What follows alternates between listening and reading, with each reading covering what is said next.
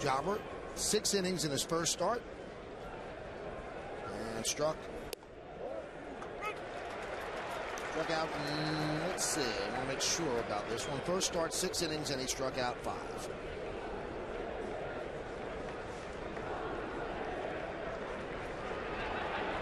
Indians are 3-7, started the season at 0-5. And the pitch inside, 2-1. Chamberlain did not get the win in that first game. The bullpen blew it, but the Yankees ended up winning. These are the numbers on Chamberlain. 4 hits in 6 innings and 5 strikeouts I spoke of. There's a ground ball to second base. And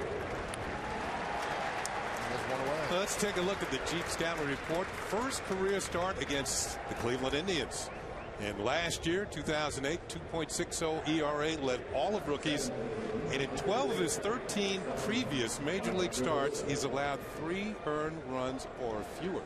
So he has kind of gone into the starting role and done a good job for the Yankees. 13 starts in his big league career, 3-1, 2.65. Kenny, you mentioned it's his first start against Cleveland, but the one appearance I do remember was the infamous bug game in Cleveland during the playoffs. When the midges from Lake Erie attack Jobber. That one's driven out to right field. Giving chase is Melky Cabrera on the track. See ya! Home run Mark DeRosa. And the Indians quickly on the board, 1-0.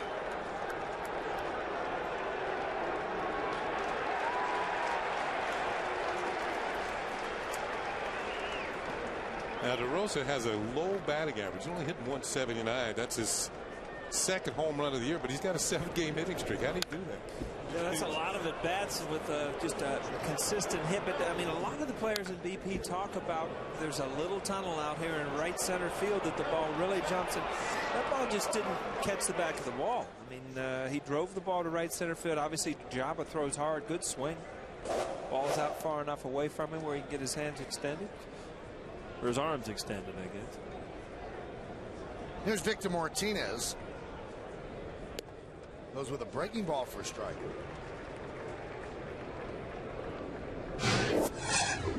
We're going to see Martinez behind the plate today. Yesterday he played first base. You can see that wrap on his elbow. He had elbow surgery a year ago. Only played in 73 games. Line drive, base hit to right field. This kid can hit. Let's take a look at the Indians lineup presented by BMW. We've already met the first 3, Sizemore, DeRosa, and Martinez. Travis Hafner did not play yesterday. He'll be the DH, and he'll clean up. Batting 5th and playing first base, Ryan Garko. Shin-Soo Choo, the right fielder, will bat 6th. Batting 7th and playing left field, Ben Francisco. Tony Graffinino, the second baseman, will hit 8th. And Asdrubal Cabrera, the shortstop, will bat 9th.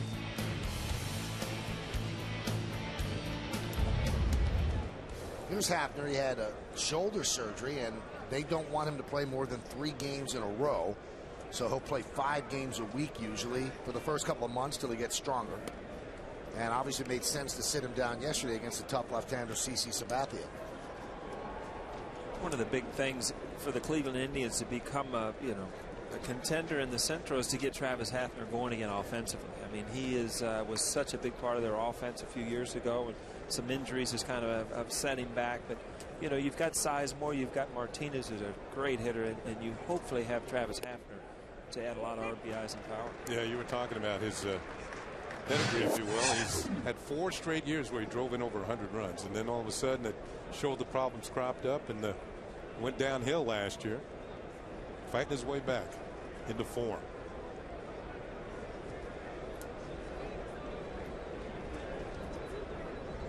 And the 1-1. Here's a look at Hafner. Here's what we're talking about, his year-by-year stats. And you could imagine, they got him in a trade with the Texas Rangers. Imagine putting him in the ballpark down in Texas. I mean, that's the greatest hitting ballpark in the league. I was going to say, some of those numbers are almost like Colorado, where they're inflated because of such a good ballpark to hit in. Colorado. Soft ground ball to second. Let's see if they turn 2. There's one on to first. It's a double play. So they get Hafner to bang into a 4-6-3 double play. 1 run, 2 hits. No errors, and because of this, nobody left on base. A quick turn by Jeter, a strong throw to Teixeira. Indians won, and the Yankees coming to bat.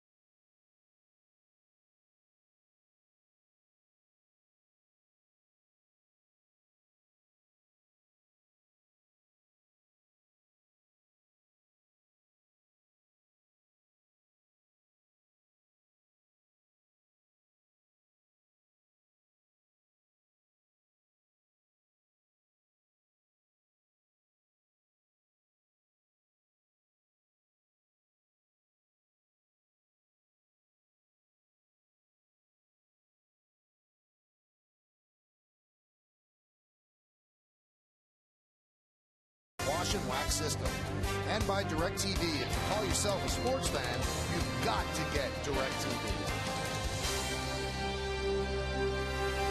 Well, the Indians score quickly in the first inning. Let's take a look at the Yankees starting lineup presented by BMW. Yankees come into the game at 5-5. They lead up their captain and the shortstop Derek Jeter. Batting second, playing left field, Johnny Damon.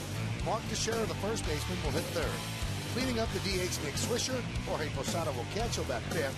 Robinson Cano, the second baseman, is going to bat sixth. Look what he's done so far at the start of the season in stark contrast to last year. Melky Cabrera's in right field, Cody Ransom at third, and Brett Gardner will bat ninth. He'll play center field. 27-year-old Anthony Reyes on the bat for the Cleveland Indians. They got him in a trade with the St. Louis Cardinals. He's made one start so far this year. You can see the opponent's hitting just 143 against him. Has a high ERA, but he also has a win. Here's our Jeep pitcher scouting report. First career start against New York Yankees. He's got a very good over-the-top curveball, over-the-top fastball. In 2007, it was a not-so-perfect 10. While he's with the Cardinals, he started the season 0-10 and ended up 2-14. So Derek Jeter digs in. Reyes deals, and the pitch outside, 1-0. You know, Kenny, when you hear about guys that go through times like that, and a guy is 0-10, and you probably think, you know, he's probably got pretty good stuff. Because if he has nothing, they're not going to give him 10 consecutive outings, you know. So for teams to be that patient with guys, that probably means they have pretty good stuff. It probably means that the team didn't play well behind him in some of those games. You know, whenever you hear about guys who lose 20 games, your first inclination, well, they're not good, but they have to be good to throw them out there every single time and they keep losing. There's a breaking ball, off-speed pitch, and the count 1-2. Now, he was with the Cardinals, and he kind of butted heads with Cardinal pitching coach Dave Duncan. See that off-speed pitch, because Duncan wanted to make him a sinker ball pitcher, sinker slider type of guy. And Reyes likes to throw the breaking ball and didn't want to change, so that's why he's not in St. Louis. 1-2. Right back to Reyes. One away. Well, let's look at the game time weather conditions presented by Bigelow Tea. Now, these are just numbers and words. It's gorgeous out. 61 degrees, humidity 23%, not much wind, and there's a forecast of a mix of sun and clouds.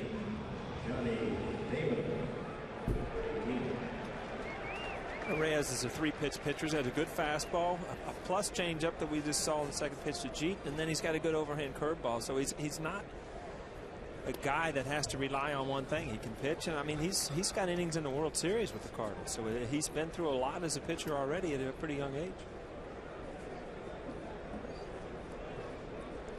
The 1-0, hit sharply, base hit.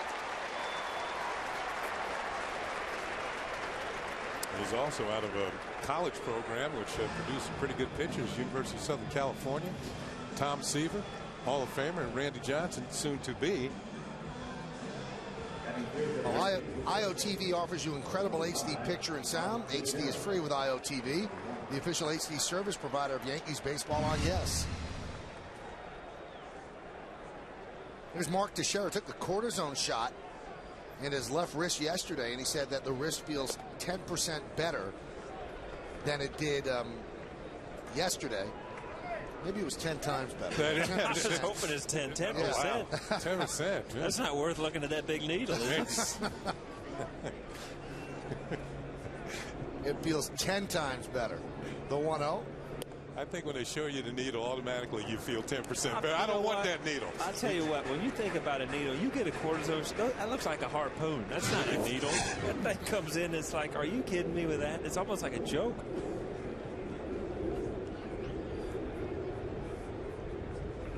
The 2-0 outside. Now, it's true that when they inject the needle, they kind of have to move it around to hit the hot spot. That must hurt worse than the injury. Well, that immediately tells you if you have the right area, because they do add some kind of Novocaine or something, so it goes numb immediately if they hit the area. And you know, if you're getting one for something that really hurts, it's such a relief when something doesn't hurt.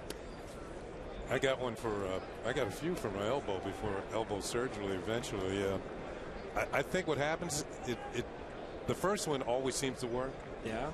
And then after a while, if there's really something wrong, it's going to wear off. And then you get another one, and it doesn't work as well. Runner goes. Changeup swung on and missed. Throw not in time. Stolen base for Damon.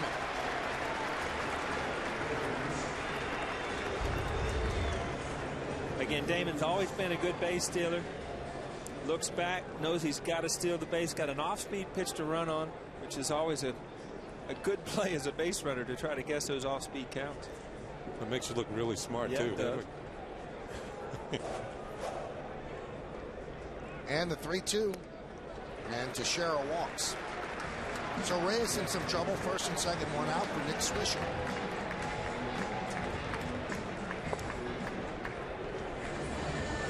Let's take a look at the umpires in today's game. You've got Phil Cuzzy behind the plate. There's Phil clapping for himself. Ed Hickox at first. The veteran crew chief, Jerry Crawford, at second. And Tom Hallion, who was very demonstrative behind the plate yesterday, gets the day off at third. You're still going with that, oh, right? Come on. It's such an easy job. Third base umpiring? Stop. How many plays you have there? A couple of check swings. Get a sunburn. You got to make sure everybody touches the bag. Oh, that's so tough. So in other words, you're telling me you could umpire third base? I think like I could actually. I actually could umpire third base. Yeah, I actually can. And I am very. You know what I'm saying? I'm saying Tom Hallion can't come do your job, so you can go do his, but he can't do yours. That must be pretty good. That's an excellent point.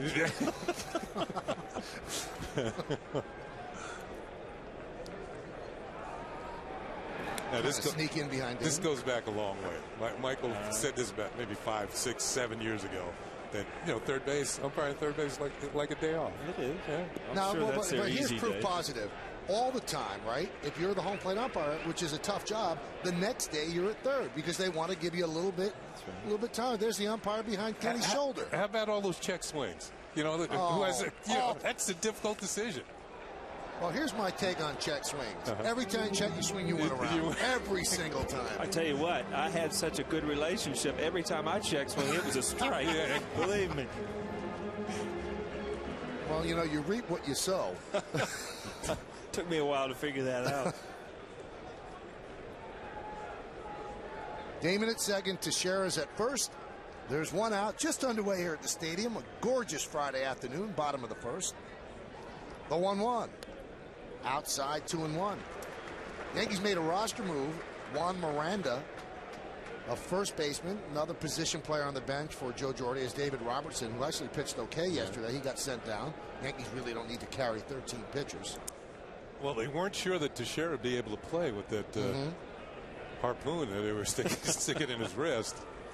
The 2-1. That one's driven to right field and deep. Chu on the track. In front of the wall, he'll make the catch. Tagging is Damon. He heads to third. So Swisher just missed a 3-run home run, and they're 2 away. Well, that got a rise out of the crowd. I don't know if he got it flush or just a little bit off the end or down. Like it got in on him a little bit, and Kenny, that you just got to get a little bit of wood there, but it did. It got in just on the label enough to keep it in the ballpark. And as a hitter, you don't have a lot of pitches as a left-handed hitter to really drive out. Pitchers are going to lay him there, and you just missed one. Let's see, Chu going back to the warning track, and he went after it like he was going to catch it. He didn't get back to the ball and give you that look like this one might be out of here. Yeah, you get back to the bench, you just know that there was 3 more RBIs and not going to show up.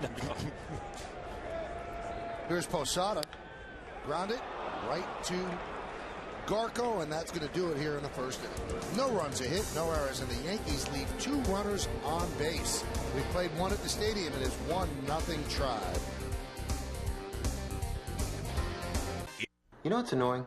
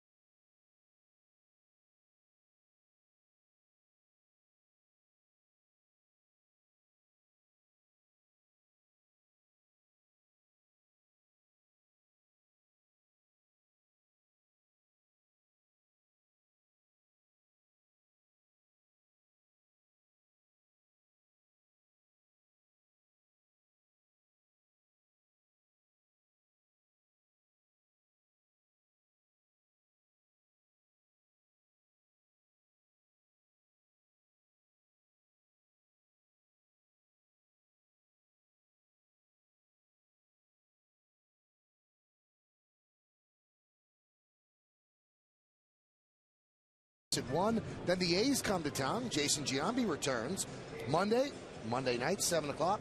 Right on Yes. Tuesday, 7 o'clock on My 9. And then Wednesday, back in the afternoon at 1 o'clock, another game on Yes. Saw Tim McCarver down on the field today doing his scouting for tomorrow. And it's always neat to see guys like that have been in the game so long. And I mean, the generations that they've seen and called, and still enjoys going out a day early, going out on the field. Something about that field when you get back on it, isn't it, Ken? Yeah, well, that was a teammate of Timmy's in Montreal for a short period of time, and you could see that he had been on successful teams in St. Louis. Caught some good pitchers there. Steve Carlton, Bob Gibson, those 2 Hall of Famers. He always tells that story about Bob Gibson telling he was going out to talk to him. And Gibson said, "Turn around, go back." He probably listened. The only thing you know about pitching is it's tough to hit. That was Gibson. Soft ground ball off the bat of Garco. And there's one away. One other note that we should give you, Matsui, his knee's bothering him, and he's unable to play today, and it's a little bit of a concern for the Yankees. Joe Girardi admitted that he could not go today, and that's another reason why they brought up Miranda, and also one of the reasons they sent down Robertson. He has options. Jose Barris does not. He's the one who kind of earned a demotion the way he pitched yesterday, so they'll try to work things up with him now here at the big league level. Here's Chu. I think they said Matsui's got a little fluid buildup in the knee. Yeah. He hasn't been swinging well at all. And you know what? And you have to, Paul will tell you, you need to have stable legs underneath you to swing the bat well. I mean, it's all about balance.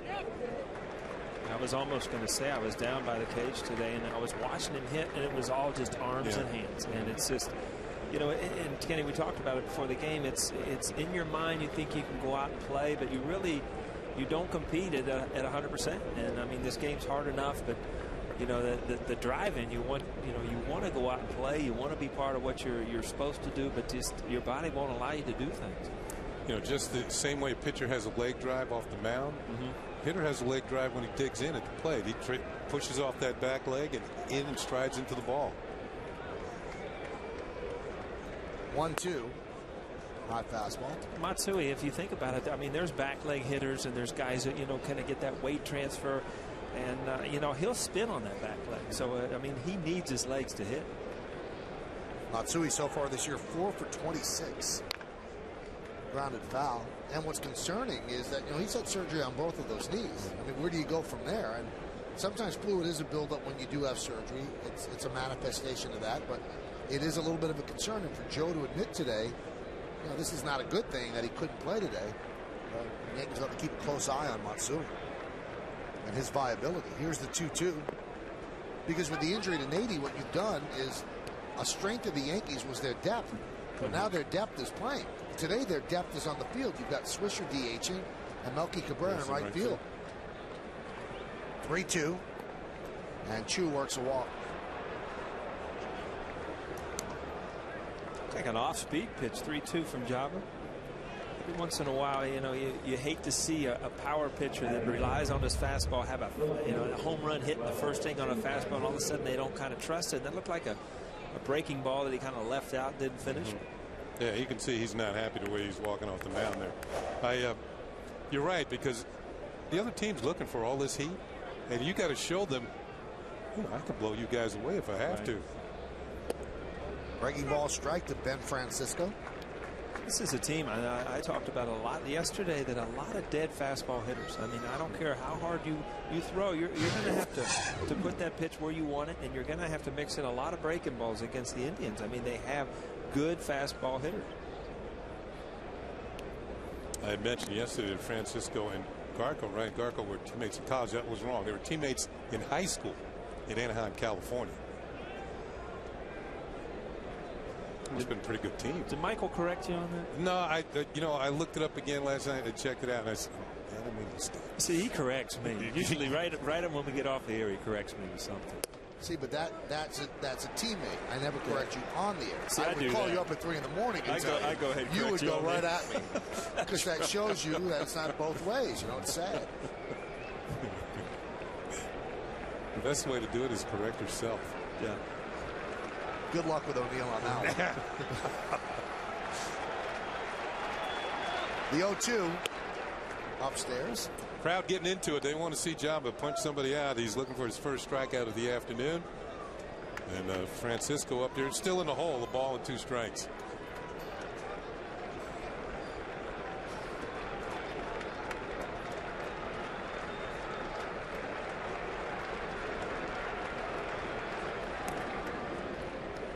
You almost get the feeling the fans are in the same boat as the players. You know, we went through all the festivities. We're the first of everything. It is a beautiful ballpark. All right, now it's the season. We got to start going out here and winning games.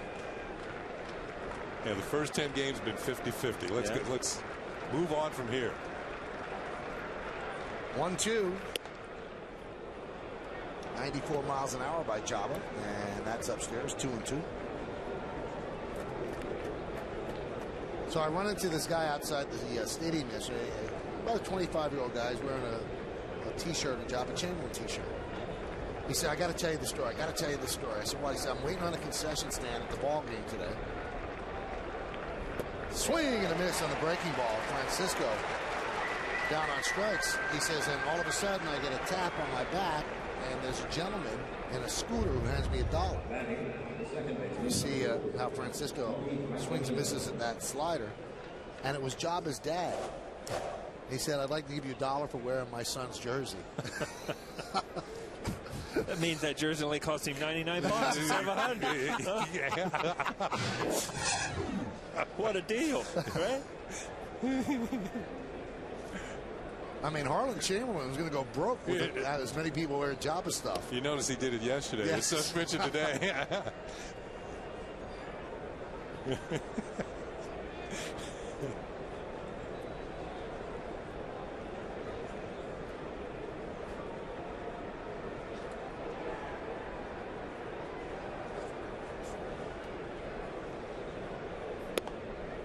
There's a strike and the count 1-1.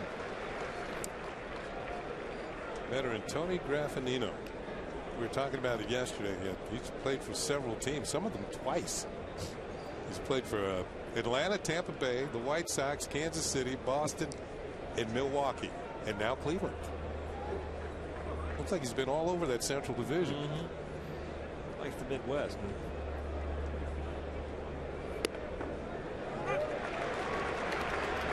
He didn't like that call. Oh, he's still jawing at Phil Cousin. We'll take another look. Oh, maybe he had reason not to like it. Yeah, I'll give it to him. It hit the line. It was just the batter's box. Yeah, okay.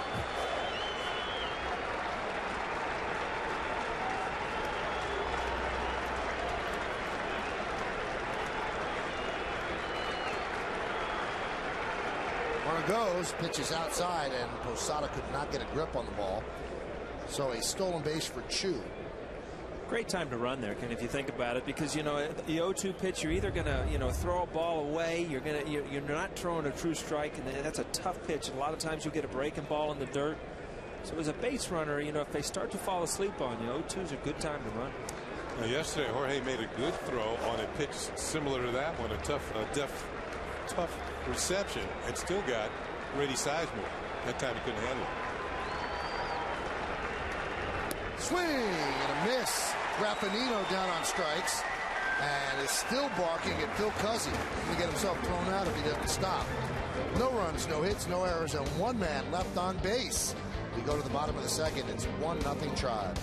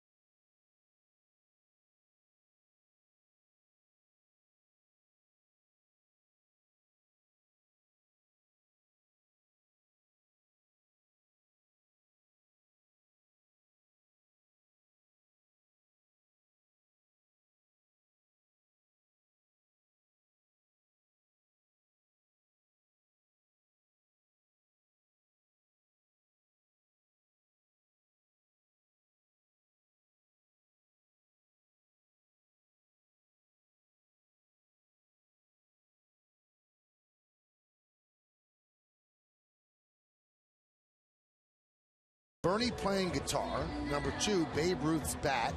Number 3, Posada's home run. And number 4, returning Yankee legends. You can text your vote to 58772. Standard text messaging rates apply. I'm going to vote, and I'm going to say that the Babe Ruth bat was I'm just going to say that was as cool as I remember. I'm a number 2 guy today, Mike. We agree on something. That was pretty good, but, you know, I'm glad it was a Yankee who hit the first home run. So I'm going with Posada. And it was so weird that Posada actually swung Babe Ruth's bat in the dugout, so maybe some of that 1923 magic transferred into him. Now, Grady Sizemore hit the first grand slam, and his bat is going to the Hall of Fame in Cooperstown. So I went up to Posada today, and here's Posada trying out Babe Ruth's bat. Gino warming it up for him. Look at the size of that thing, though. I mean, they used a different type of lumber in those days. I asked Posada, I said, did they take your bat to the Hall of Fame? He goes, no, that's in my house. So I'm sure they asked, but he wants it for himself. Well, that bat was made of, Babe Ruth's bat made out of redwood. Looked like a little mahogany. You know what? I was talking back in the old days, right when I got called up, and a lot of the old guys used to soak their bats in linseed oil, and they thought that would make it harder. So I did that one winter. I stuck some bats in linseed oil, and you're supposed to just let them sit for days, right? I pull these bats out, and they're like railroad ties. I mean, you can't swing these things. They go to like 50 ounces, but that's the old type of bats were heavier.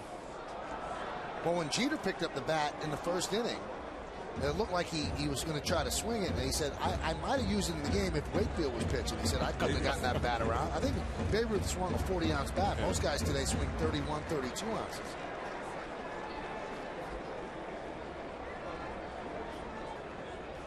The 2-2. Grounded softly to first. Garco will take it himself, and they retire Cano for the first out.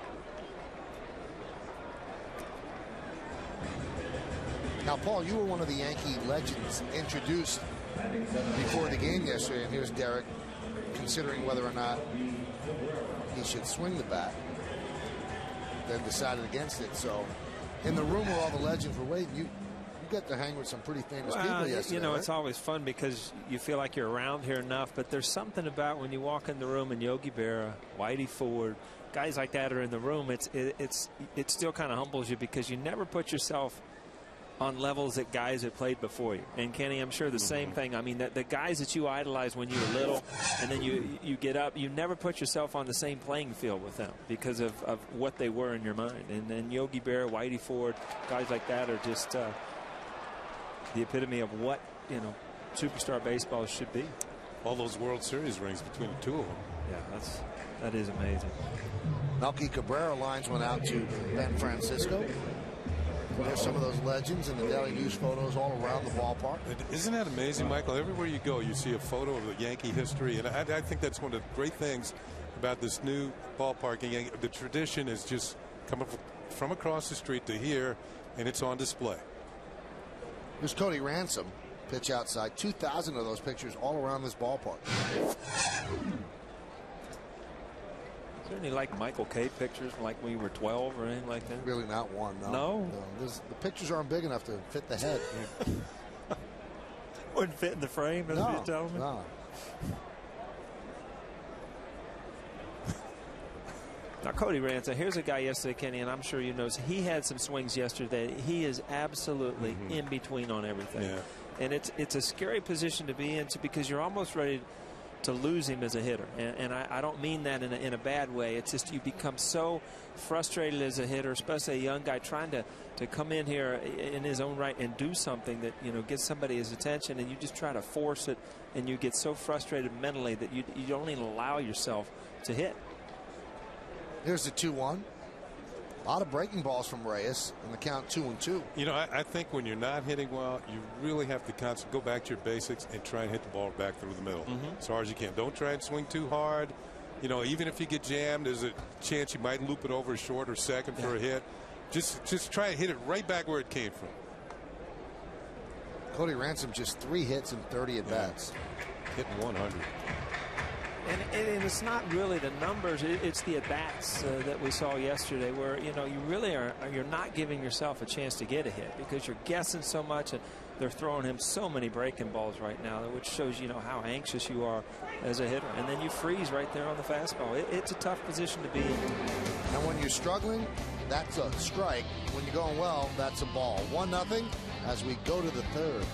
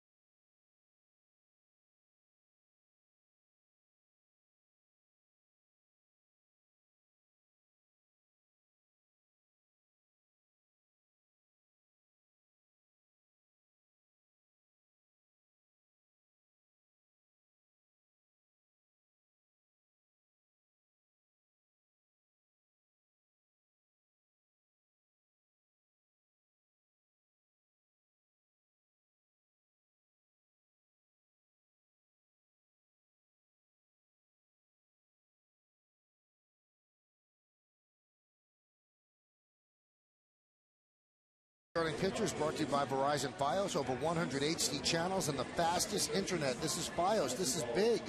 Fausto Carmona gets start for the Indians with a 9.0 ERA, and Chin-Ming Wang has really struggled in his 2 starts. A bloated 28.93 ERA. And the Yankees want to get him straightened out. ERAs get bloated? That one is. Here's Asdrubal Cabrera. I've seen him worse than that. Especially early in the year. But that, I mean, tomorrow's a big start for both teams. Yeah. I mean, you've got Wong, who they're really depending on, and Carmona. I mean, he's got to be. Let's face it, for the Indians to be successful, Lee's going to have to win. Carmona's going to have to win, and then you're going to have to get one of those next 3 guys to have a above average year for them to compete.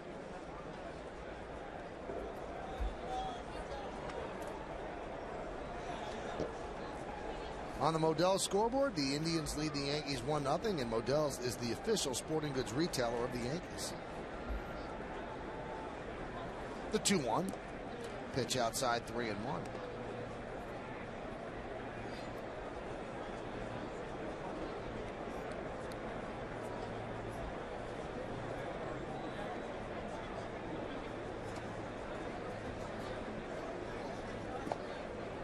There's a strike. Asdrubal Cabrera is played second today. He's filling in at shortstop. Johnny Peralta had a pretty good day yesterday. Not in the lineup. Cabrera is a switch hitter, so did Peralta have that slide into the plate yesterday? I think, yeah, he slid into Jorge's shin guard, I believe, with his left hand. Yeah. Looked like he was hurting a bit after that collision. But you hate to lose somebody like that. Yeah. Drove in all those runs yesterday. Had a couple of opposite field doubles. Good looking hitter, especially fastball. And there's a walk to Cabrera. He also batted cleanup. Now, last season he had 78 games in the cleanup spot as a shortstop. That's the most at that position for any major league. Usually shortstops bat toward the bottom of the lineup at the top. Now, can you tell me the shortstop that started as many 100 games in a season from the 4th spot? The last one to do that? A-Rod? That's good. That's a good guess, though. I know who it is because I looked at it early before the game. But it happened a few years back. American League East? Ripken? No. A little sooner.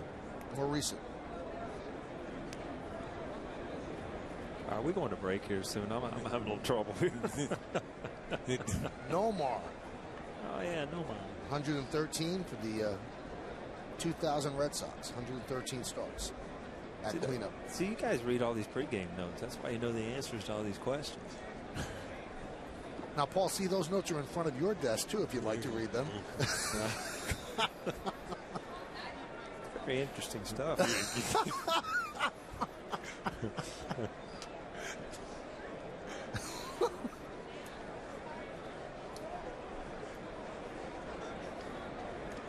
Now, Grady Sizemore, as I mentioned, his bat went to the Hall of Fame. That hit into the grand slam. This one that hit into the double play.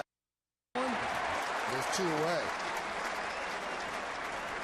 Kenny, that's hard to give up a bat you just hit a grand slam with. You know, usually you feel good about a bat. And you look at it yesterday, he was a little fooled on a breaking ball, but he got the barrel of the bat on it. And we've talked about right center field here in the new Yankee Stadium.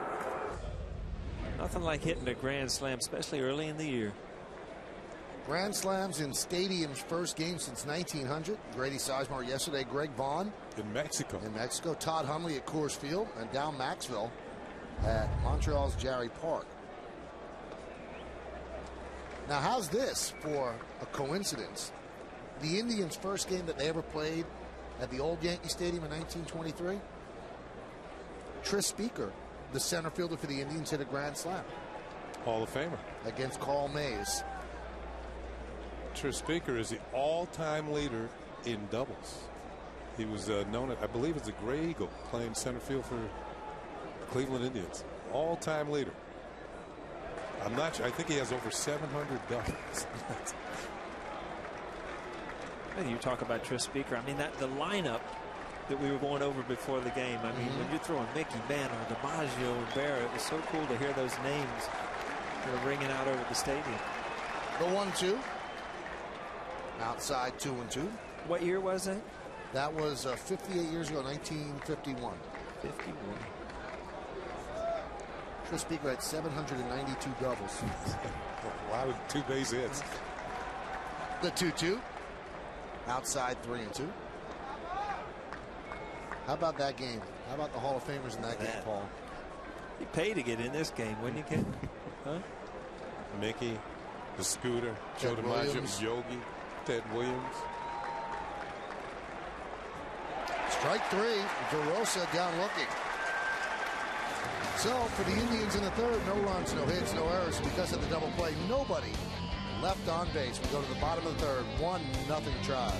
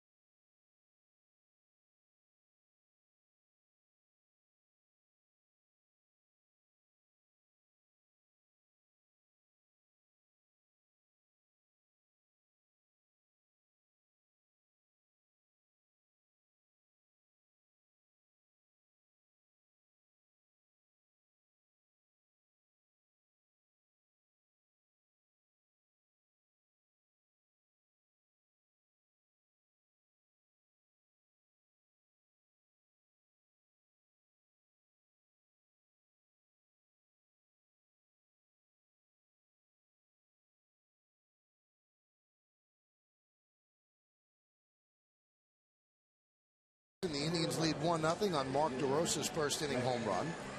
On the Modell's scoreboard, Yankees are trailing 1-0. It's the official sporting goods retailer of the Yankees, Modell's is.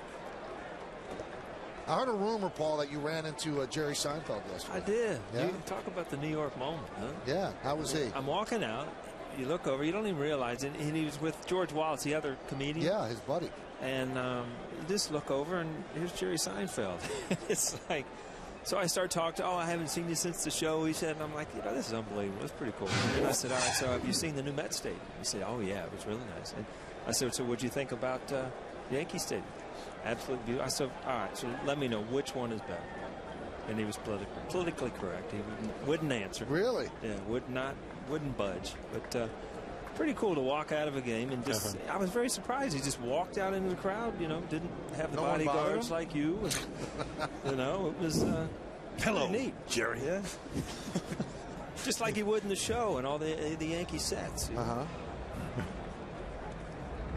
Now, I need you, next time you run into him, the guy, we can't get him on center stage. I don't get it. Right? I mean, you got connections with these people. I got connections. You were on a show. Well, that was one of the funniest ones. That was one of the funniest ones ever. How did you get in here, by the way? That was a great line. That's what I kept saying to myself. How'd I get into this? Huh? 2 home runs. You know how hard that is? It was funny. I look back at that time, and Chuck Finley was pitching that night. I mean, the things that go through your mind. You run out, you do this show, then you go play a game that night. I mean, what a great day. How'd you do against Chuck Finley? I think I got a hit, one of my few. He was pretty tough. He was tough on the whole ball club, man. Now, you still getting residuals for that? Yeah, I get like $52 an episode, which, Greens get you a hamburger and a Coke these days. Green's face. Yeah, that's right. Slice down the left field line and out of play. I mean, they show that show so much. I mean, that's a lot of money. It's funny. We're looking back at that. I'm in there, and they're putting the makeup on, and you're reading the lines you're going to do, and you're a little nervous. I mean, it's a pretty big show. And Kramer walks in to introduce himself and starts talking, and it's going through my mind like, is this guy in character? Is this really him? And as it went on and on, I'm like, this is really him. This dude's out there.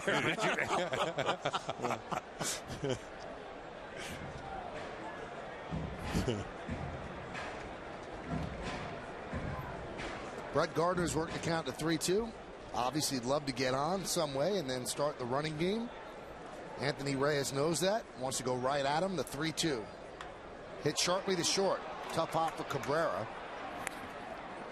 And there's one away. Yeah, the left side of the infield's always under pressure when Gardner hits the ball on the ground. He hit this one hard, and he's only thrown out by a step and a half at first base. Now, getting down the line, and this ball is a rocket at Cabrera. He straightens up, gets rid of it, and watch how close his play is. One step. Right. And this is Gardner going. So the left side, anytime he hits the ball left side, if he hits it slowly, he's got a really good chance of beating it out. That time he just hit it too hard. Can you guys imagine how many more hits you would have gotten if you were that fast? You know, it's fun to see somebody that's good at something that uses it. And for him to be successful, I mean, that left side of the infield, see, Derek just gets missed by a hanging curveball, should be his bread and butter. Because if that shortstop, that curveball just hung out there, if that shortstop has to go to his right at all, Gardner could get 30 or 40 hits a year by just beating that ball out.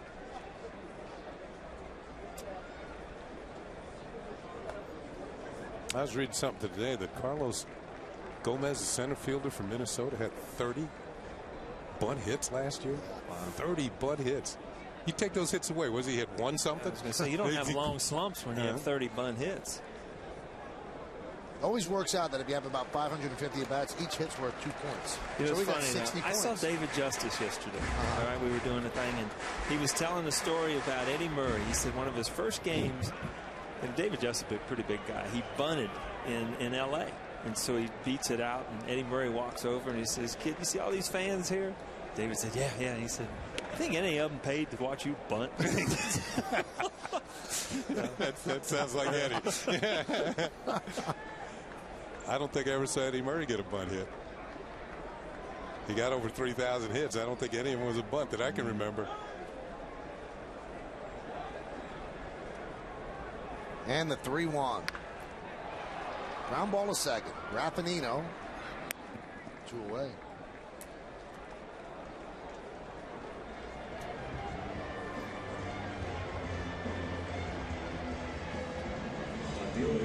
Meanwhile, the Yankees have hit 2 balls to the outfield. One of them was hit fairly well by Swisher in the first inning. But they haven't really jumped on Anthony Reyes. Remember, this is his first start ever against the Yankees. So all the video they've been watching, it only tells you so much. You got to get up there and hit against it.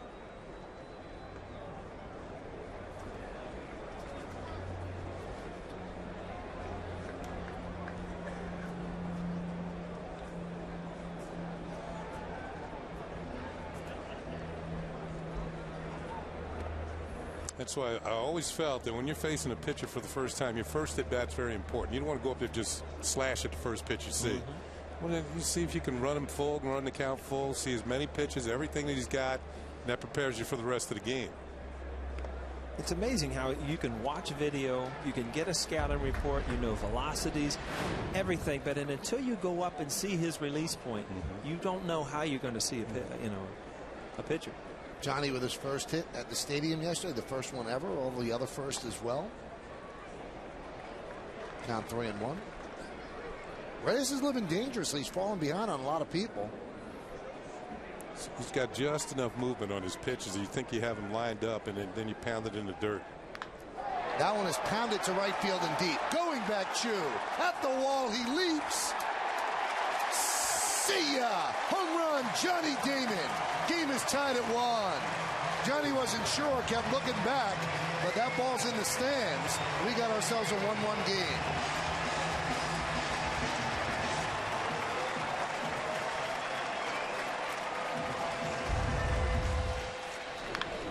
Michael, you talked about it. If you pitch behind long enough, I don't care what lineup you're going to pitch to, you're going to get guys taking aggressive swings. Johnny Damon gets a 3-1 fastball. Just gets enough of it to get him that first row. That counts as much as that one that goes 450 feet. You know, kid? Yeah, there's your fence scraper right there. The Yankees have 2 hits. Johnny Damon has both of them. Mark Teixeira takes a pitch outside. Let's look at the IOTV HD Super Shot as Chu goes back. And a nice catch by the gentleman in the light blue shirt. Fouled away. He was prepared, brought his glove with him. Going home with a souvenir. Courtesy of Johnny Dayton. See, Johnny said, I didn't get all of that. Didn't quite get to it, but I got enough of it. Because the worst thing you say, yeah, I crushed that ball and I barely got out of here. That one is crushed. There it goes. See ya. Hit in with the side of the second deck. A monster home run for Teixeira as the Yankees go back-to-back in the third to take a 2-1 lead.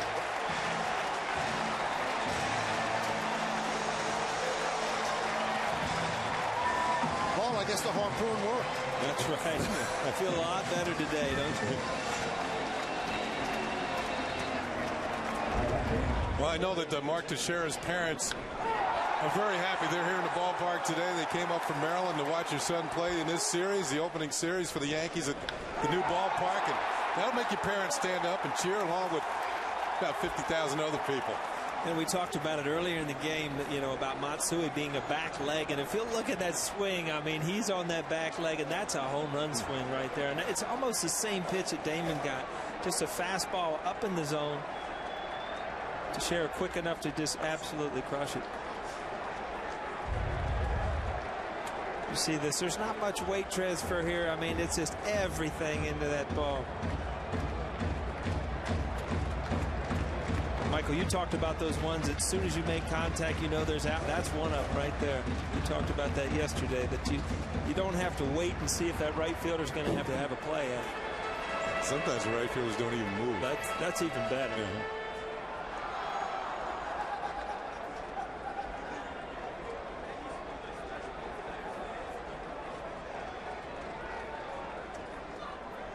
Paul, I got a question to ask you. That hit off the side of the second deck. You think there's any way anybody could hit into the upper deck here at the stadium? You know, it's going to have to be right down the line, obviously. You know, until you go out and watch some BPs when it gets hot, I think you'll get a better indication. Raffanino will put away Swisher for the final out of the third. But the Yankees take the lead. How'd they do it? Well, it's the Bronx. The Bronx Bombers showed up. Johnny Damon got one just over the wall. Mark Teixeira wanted to be sure. He crushed it. Back-to-back bombs in the Bronx.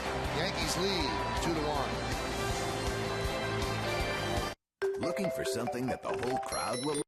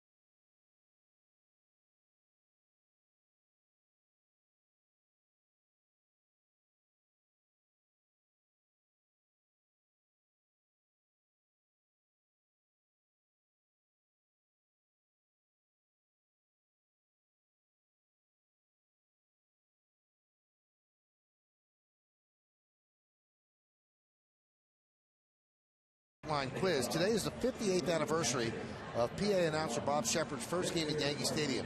Who's the first batter that he ever introduced? We'll find out in the bottom of the fourth. Well, now Jabba Chamberlain has a 2-1 lead thanks to the back-to-back home runs in the third. Victor Martinez will lead off. 2-3-0, leading 1-2-0. Martinez singled to right in the first.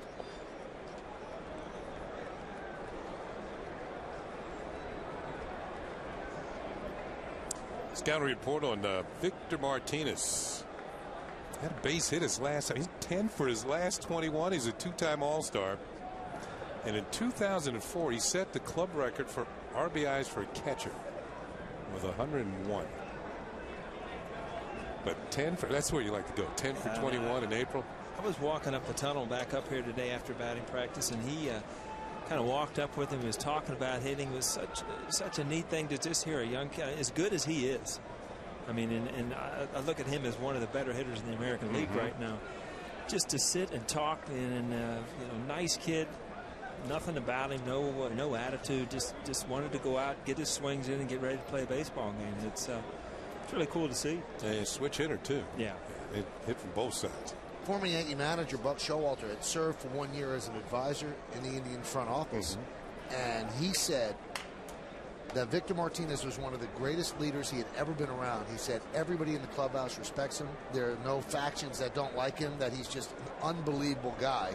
And this was the home run that he hit yesterday. Got into the bleachers in left field. He said the prototypical leader that you'd want on a baseball team. and it's not by rah-rah speeches or anything, just about how he goes about his business, his attitude towards other people. And does his job. Right. I said he's much more natural, doesn't have to work nearly as hard from the right side as he does the left side. But he is, again, one of the best hitters, RBI-wise, just true hitters in the American League today.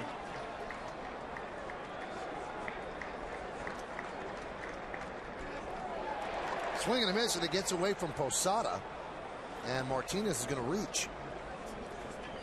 So that'll be a strikeout and a wild pitch. Again, Jabba Chamberlain, I mean, he can snap off a nasty curveball. It looks like it ricochets off the shin guard. Or actually off Martinez's back leg. Are you allowed to do that? I think that the rule says if you swing and miss and the ball hits you, it's a dead ball. I think that's why Girardi's and that's why Joe's coming out, and he wouldn't be allowed to reach first base. Because it's almost as if the ball's laying there and you swing him, you could kick it away, you know, right. And then the catcher can't throw you out. So if it does hit him, and it does look like it, you know, at the bottom of his shin there near the ankle, and see he's limping, coming he's away. hopping. So he swings and misses, and the ball hits him. Ouch. Joe is getting a little fired up here. He wants Phil Cuzzy to get some help. It definitely hit him. Now you have to hope that the other umpire saw it. Jerry Crawford is the crew chief, and all the umpires are going to meet. Martinez kind of gave away that he got hit. He hopped up and down. See, you told me that guy at third base, Hallian, had a day off. See, now he's in an that- argument, yeah, Michael. You know what? He probably had the best view, too. Now, could you imagine if you were out there, you wouldn't know what to say, Michael? Sorry, guys, I wasn't looking. I'm on vacation today. I'm on a staycation. He's out. They did it. Yep. Now Eric Wedge obviously has to go out and get his 2 cents. So a good catch by Girardi, great catch by Kenny as well. So Victor Martinez is out with the strikeout.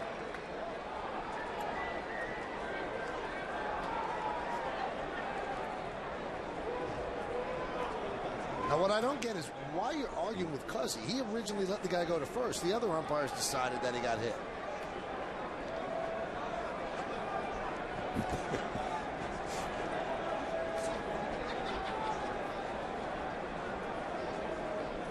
Just you need the whiteout for the scorecard, Michael? I think I'm okay. I just crossed it out. Yeah, I'll take it, sure. Be a little neater this year. Let me borrow that thing, Kenny. I need to block it out on my sheet, too. There's the swing and a miss, and the ball actually hits him just above the ankle. And when that happens, the ball's dead, and you are struck out. It's because, you know, a hitter could actually redirect the ball if he wanted to, and the ball's laying there. You actually just kick it away and run down to first base. You like that? I do like, you know, we should get W.B. Mason to send up some correction pens, you know. They're good at that stuff. Paper, anything. We take free stuff. They have coffee up here for us. Yeah. So there's one away. Here's Travis Hafner. And there's a strike.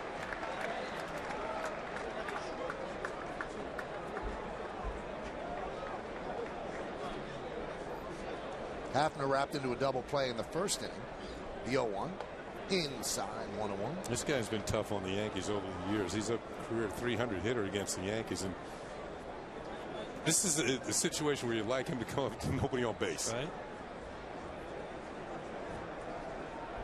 I always like to have a bailout with guys like this that can hurt you. You know, if you do get behind, you don't have to give in. And if there's certain times where, you know, you get those guys ahead of you on base where you have no bailout and you have to pitch to guys that can hurt you, and that's when you get in trouble.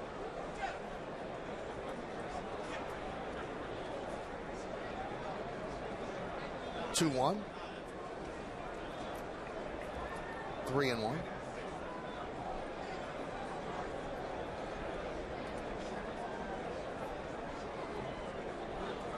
Brian Garco is on deck. Tough part of the order for Chamberlain.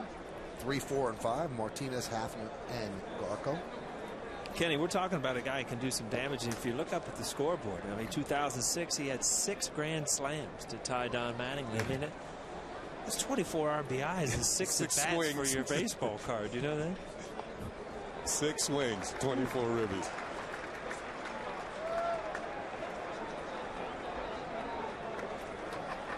I remember the year Mattingly did that. It was off the charts. It seemed everything he hit was a big hit.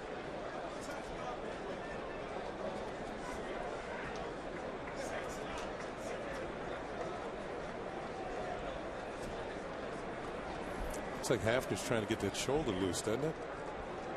Keeps flexing.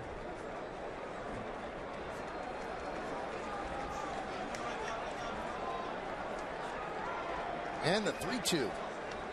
Walker. So that is the 3rd walk issued by Chamberlain.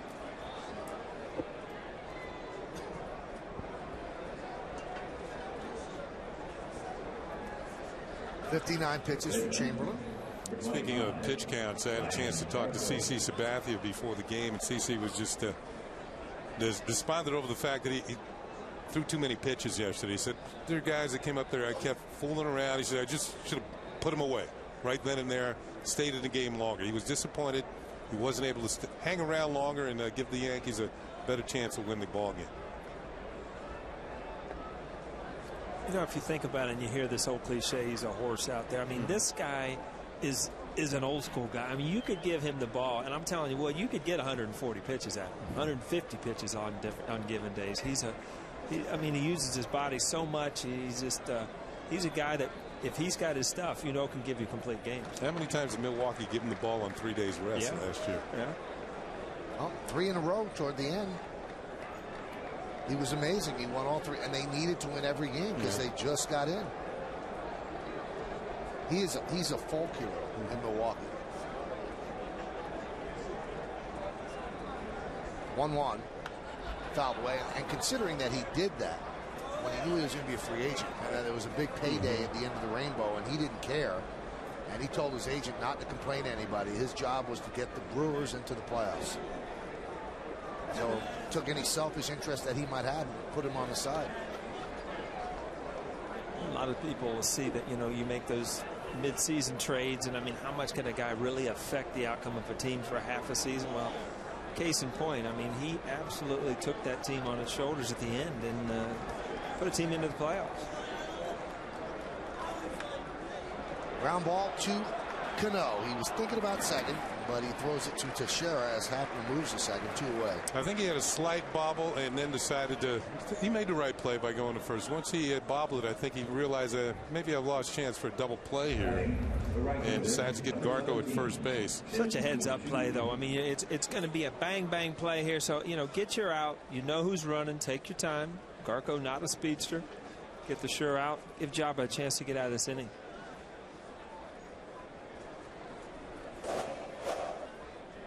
We talked about Java, or we talked about the CC making 3 straight starts on 3 days rest. If you include the playoffs, it was 4 straight starts on 3 days rest. Pretty amazing. But he did not pitch well in that first game of the playoffs. And there's that pitch right there, Kenny, that just in between. I mean, a great curveball, borderline pitch, and you don't get it as a pitcher. It kind of sets up the at-bat for the hitter to sometime get a good fastball to hit. Not that time. Went with a little slider instead of the curveball. The more indecision you can create for a hitter, the better chance you have of getting him out. If you keep constantly falling behind, then they lay in there for the fastball. And he got it there. See? He wasn't ready to pull the trigger. I mean, you talk about as a hitter what's going through your mind. You've seen 3 pitches. You've seen 3 different pitches. I mean, you saw a curveball, then you saw a short slider, then you see a fastball that actually runs away from him. Might have been borderline up. And now you are confused with 2 strikes.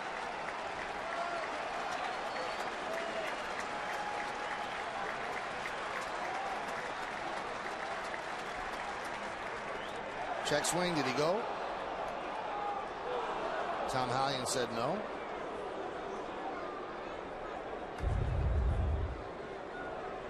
We get a second look, and it appears that Chu did hold up. Michael, if you're at third base and you call a strike when I did, I'm coming after you.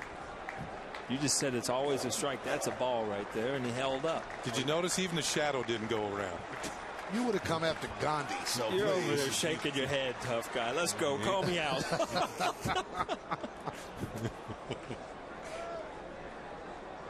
See, I would be the type of umpire, though, if I had a guy like go try to antagonize you. Oh, that's nice. Just to toss you right out. You've got to go. I'm sorry, young man. Young man. That'd go over well, too. 3-2. Fastball buzzes him inside, so a walk to Chu. First and second with 2 outs, and that'll bring up Ben Francisco. Chu almost takes one off the hip.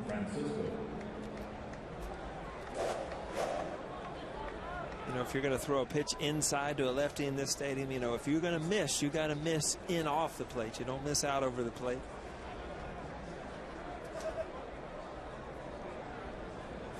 Francisco struck out in the second inning. Breaking ball outside, 1-0. Because he's been very consistent in that little borderline slider curveball down, you know, inside to a lefty, away from a righty. They've all been balls this inning.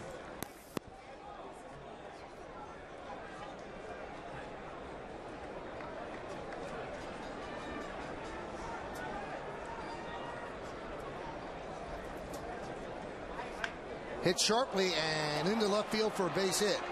Johnny Damon comes up throwing. Here comes Hafner, and the relay throw bounces off Hafner. He scores. Game is tied at 2 on the RBI single by Ben Francisco. Well, third base coaches know. I mean, it's not Johnny Damon's strength. You know, a base hit, especially with 2 outs, you're going to take any kind of chance to score your guy. Got your fastball. Francisco drives it into left field.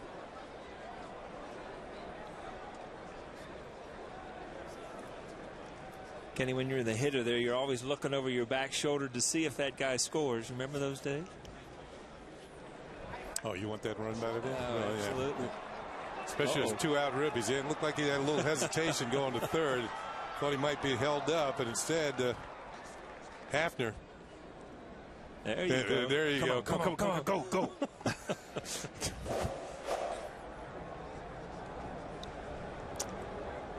Ben Francisco.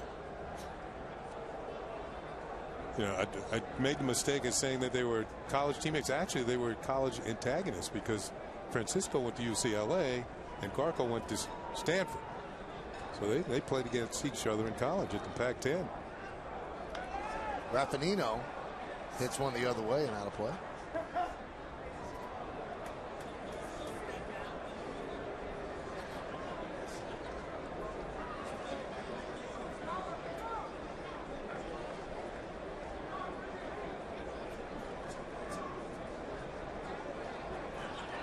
Chu is at second, Francisco at first. It's a 2-2 game, each team with 3 hits.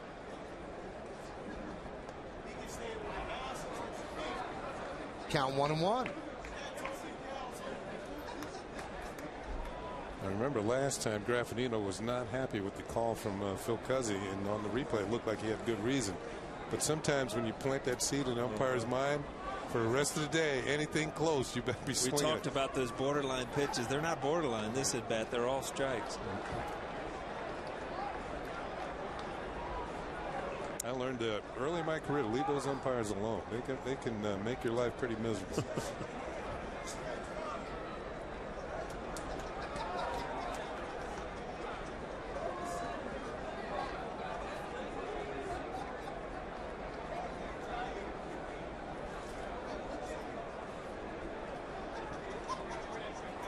And the 2-1. Driven out toward right center. Gardner's there. And he puts it away for the fine out. But the 2 walks hurt Java Chamberlain. 1 run on 1 hit, 2 walks, and 2 men left. We go to the bottom of the 4th. It's a 2-2 game.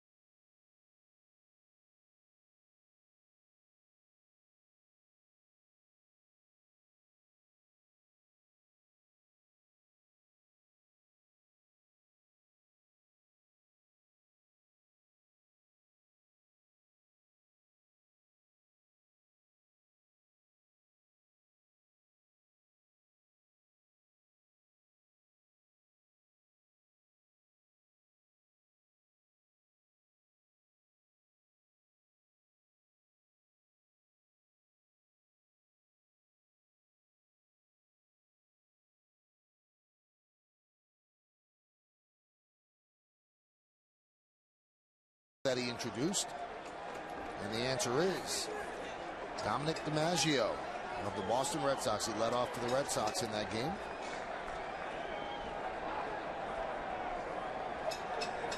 Hits the Posada, is outside, and that is the only opening day where Mantle and DiMaggio were in the lineup together. DiMaggio retired after 51. How about that? The DiMaggio brothers in center field. One for the Red Sox and one for the Yankees. How good was Dom DiMaggio? Was he very good? He was a good player, very too? good, Very good player. Lou Boudreau, the shortstop for the Red Sox, Hall of Famer. They had a third brother too, Vince, who played in the big leagues.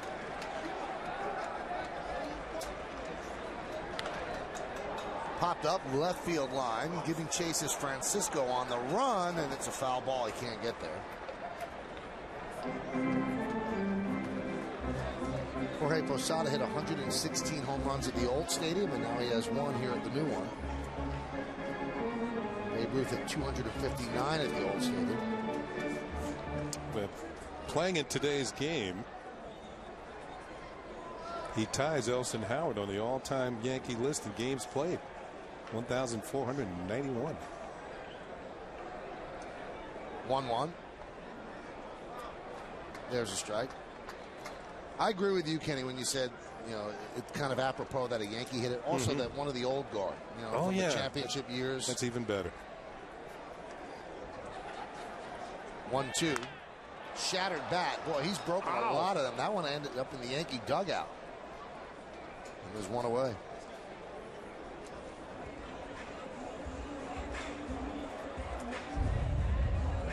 Here's a look, and might have been an off-speed pitch off the end of the bat. Man, you know, sometimes you get broken bats because your bat is top-heavy. You know, you got a top-heavy bat, and the handle can't just stand the strain. That's about 3 bats in the last 2 games for Posada. He and Damon the last couple of days have been something. Robbie Kukuz is going to be opening that bat room here. The bat room. You can lock them up now. Private cases and all for the bats. Like a wine cellar. That's right. There's that dead soldier.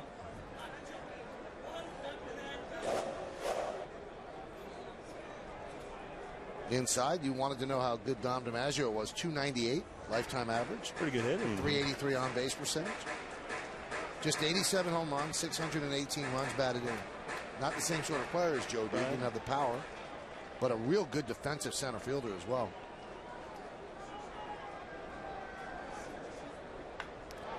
Lined into right center field, giving chase is Sizemore. He makes the play, taking an extra base hit away from Cano. Grady Sizemore is just an all-around good player. I mean, he's a good hitter, he's got power, stolen bases, everything. And defensively, and you look at this play, does he have to dive for this ball? Probably not, but sometimes it's easier to keep your eye on the same level by just making an easy dive than trying to make a shoestring catch. So sometimes when you dive, it's not a necessity, it just makes it an easier play. If you dive, you better catch it, though, because it's a certain triple if it gets by you. Pitches inside to Melky Cabrera. Melky with the start today in right field. Swisher is the DH. And Matsui has fluid on the knee, so he's not in the lineup. We're in the bottom of the 4th. It's a 2-2 game.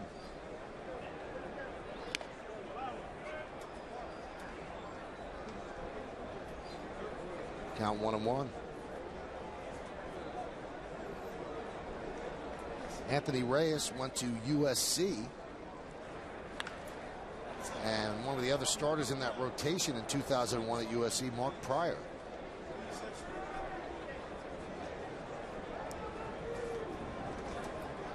These are some of the notable Trojan players out of that USC line. Tom Seaver, Randy Johnson, Mark McGuire, Fred Lynn, Dave Kingman, the 2 Boones, Barry Zito. Steve Kemp, I believe, went to USC. Richie Dower. A couple more USC alumni. You signed out of high school, Ken? No, I went to school for a year. Did you? The 2-2. Driven deep to right field. There it goes. See ya! Against the facing of the second deck. Yankees' 3rd home run. Yankees' 3rd run. It's 3-2 Yanks.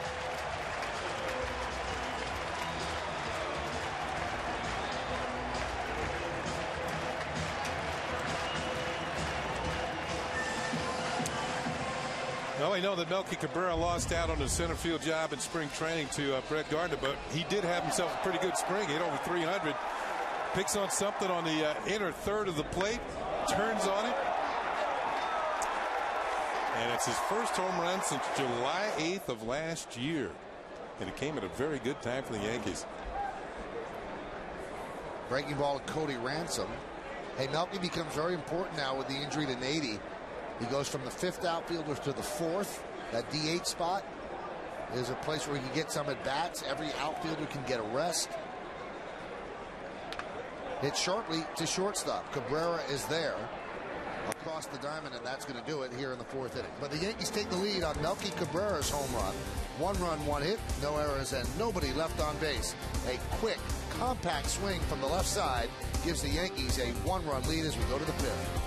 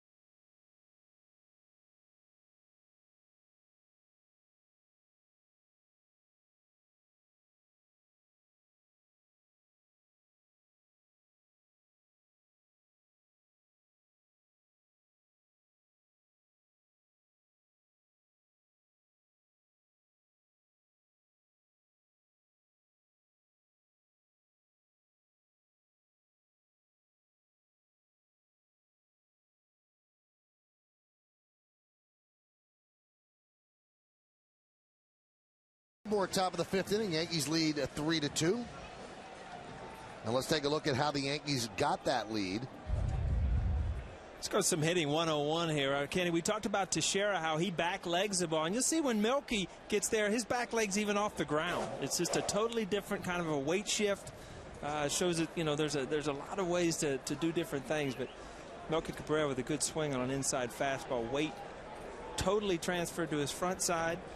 But there's something about it. I don't care what you do with your bottom half. If you square that ball up on the bat, good things usually happen. You'll see we saw it earlier, just like a spinning on the back leg, and you'll see all that weight going towards the baseball, back foot off the ground actually when he makes contact.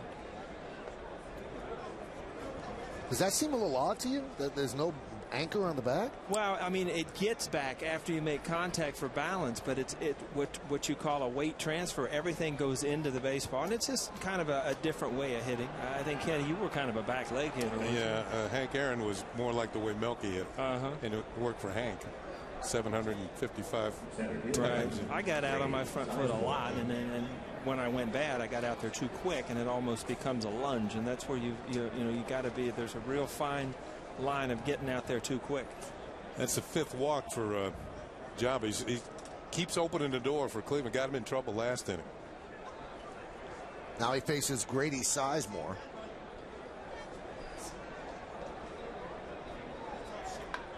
Hit sharply and through the right side for a base hit.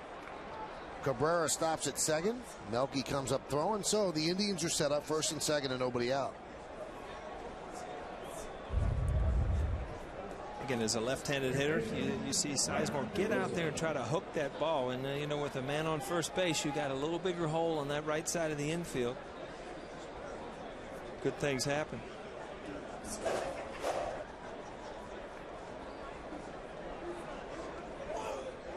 It's like the Yankees are looking for the bunt here, but I'm not so sure. DeRosa hit 21 home runs, drove in 87 runs last year for the Cubs. He's already hit a home run today. Besides, if he bunts, I mean, you got a chance to pass along Victor Martinez, who's up next, is one of the hottest hitters in the league. So I just don't see bunting here, and you can see that Teixeira's dropping back at first, and Cody Ransom just a little bit deeper than the bag at third.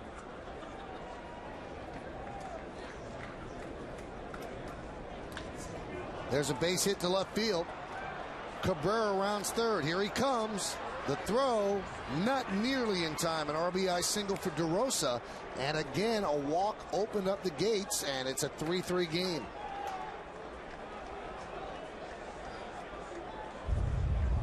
And again, we talk about it. I mean, if you're going to get an opportunity to run, you're going to run. The ball going to left field with Johnny Damon out there. I mean, it's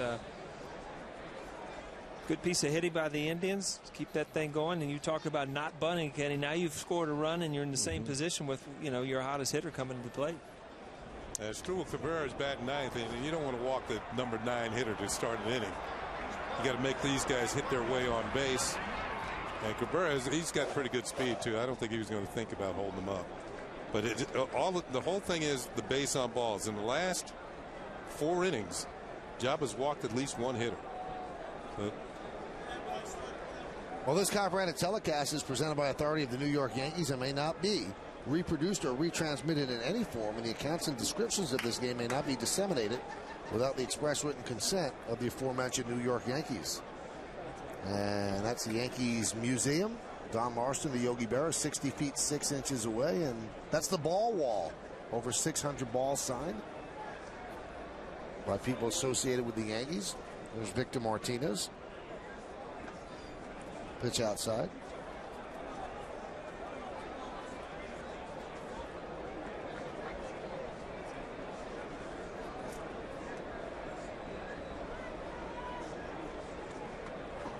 Phil Koch beginning to throw. Grounded foul.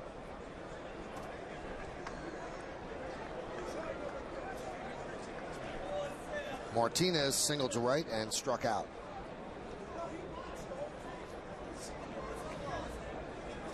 Indians trying to bounce back from 0-5 start, which was the worst in 24 years for the organization, dating back to 1985.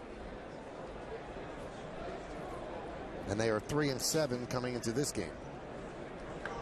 Line drive foul. Kenny, in your mind, what makes a good RBI guy? Is it just your total approach, or do you think you just concentrate more with men on base? I think it's your total approach, because you want to be up there in those situations, and particularly late in ball games. It's almost as if you can read the headlines before you get up there. Tomorrow's paper. O'Neill, 3-run homer, 9th inning, wins ball game. And that's when you step in the box before you even hit it. Yeah, do you understand what I mean? I do. I mean, I like it, and I think it's so much easier to have total concentration in big at-bats. But I think sometimes you can get so hyped up that you go outside the strike zone, and that's what I think true RBI guys do, right? They swing the strikes. Yeah, I can remember sequence of pitches from 30-something years ago. Yeah. I'm glad to hear that, because my wife thinks I'm crazy. Well, your wife might be right. Yeah. Well, you bring up a pitch you saw like in 1991, and she looks at you like, are you nuts? My concentration level was there. And she says, my wife says, you can't remember something I told you 10 minutes ago.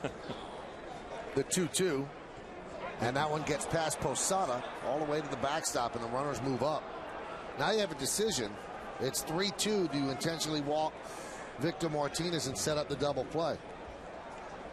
Kenny, this is probably one of the hardest situations. You see, Java, when you throw that hard of a curveball, almost impossible for Georgie with the break on that ball to get over in front of it. You're trying to make that perfect pitch down and in. You got him to swing over a ball last time. This is, in my mind, one of the hardest times to hit, because in the back of your mind, you know he's not going to give you a great pitch, but you don't know if he's going to walk you. So there's a lot of things going on in your mind right now as a hitter. And plus, you want to drive in a run, too. Absolutely. Yeah. You only got one shot at it. It's 3-2. It's not like you can get a feeling early in the count whether he's going to pitch around you or not. You know, if I'm the Yankees, I go after him, and if you get him out, then you can put Hafner on and bring up the right-handed hitting Garco. That's what you could do. If you don't get him out, you might be bringing in Phil Koch to face Hafner. 3-2. Punches it the other way, foul. He might have swung at a bad pitch there. Yeah, that's funny, because now as a hitter, you're thinking, you know what? I still don't know if he's coming after me, because that ball was out of the zone, but he's a good enough hitter. You see, he just flicked it away to keep himself in the count.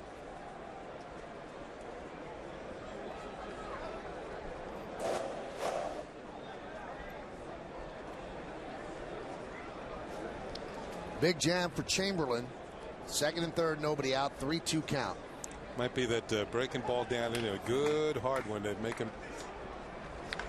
That one is driven out to left center field. Johnny Damon is there. Tagging is Sizemore. He'll score easily. And moving to third is Mark DeRosa. There's no umpire even close to the play. And Joe Girardi's going to say, well, who made the call? And now Jerry Crawford demonstratively says safe, but he was nowhere near third base. They have to rotate that way, and there was nobody near third because Hallion had to run out to left.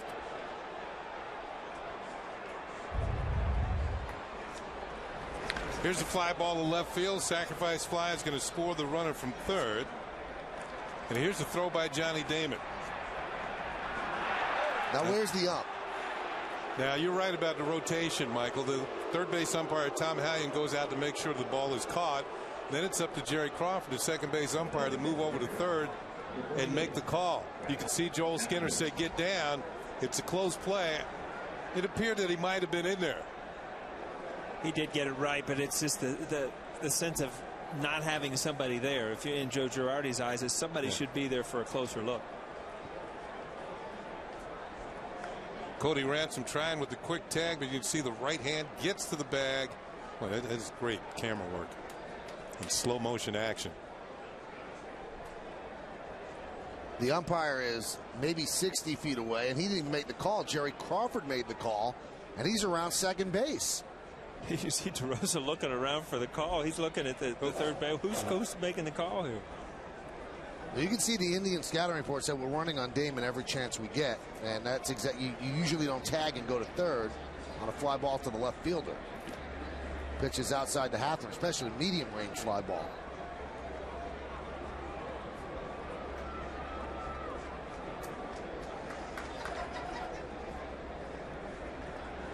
Again, he had a good piece of hitting by Martinez to get the runner in. The 3-2 fastball away. But again, now you're putting Hafner in that same position with a fly ball to score a run. That one will not score a run as Gardner makes the catch. And the throw is cut off by Teixeira.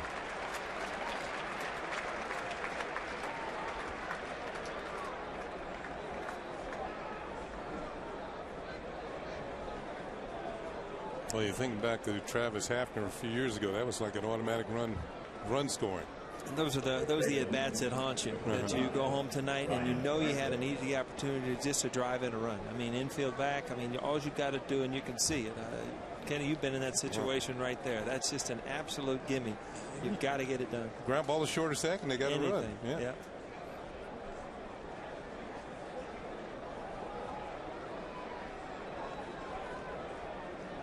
Here's Garco.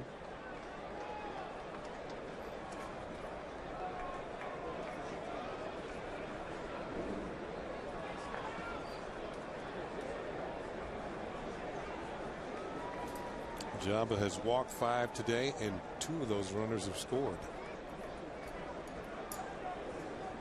A 1-0. That one's driven deep to left field. Backing up Damon. Still back, still back, still back. Reaches up, can't make the play. Backing up is Gardner. He'll get the ball in. It is an RBI double for Garco. And now the Indians lead 5-3.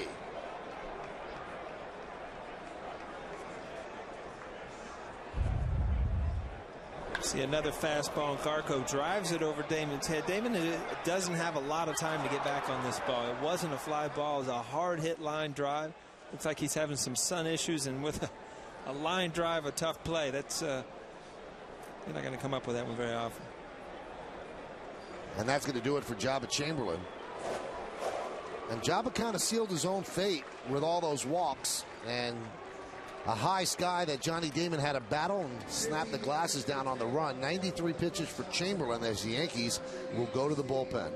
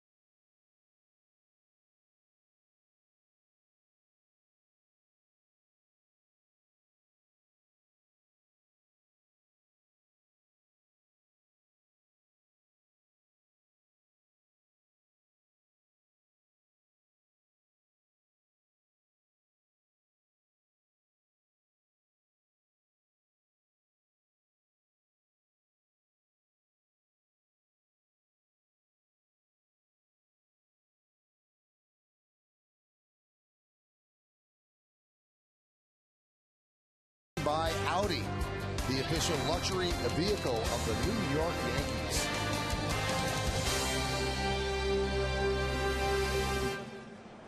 Well, the Yankees have to go to their bullpen, which was shaky yesterday, and they have to go early. This is the 5th time in 14 career starts that Jabba has gone less than 5 innings. Now, that's somewhat skewed because when he first started out, he had a low pitch count, but no reason for that today. He just walked too many people.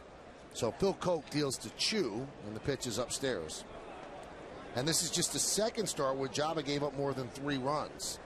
And the runner at second is his responsibility. 6 hits, 5 walks. That's 11 base runners right there. Struck out for 93 pitches. Not a good performance by Chamberlain.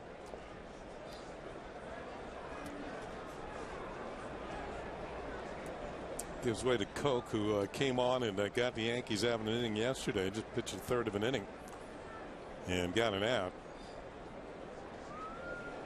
But he might have to pitch a little more length this afternoon in this game.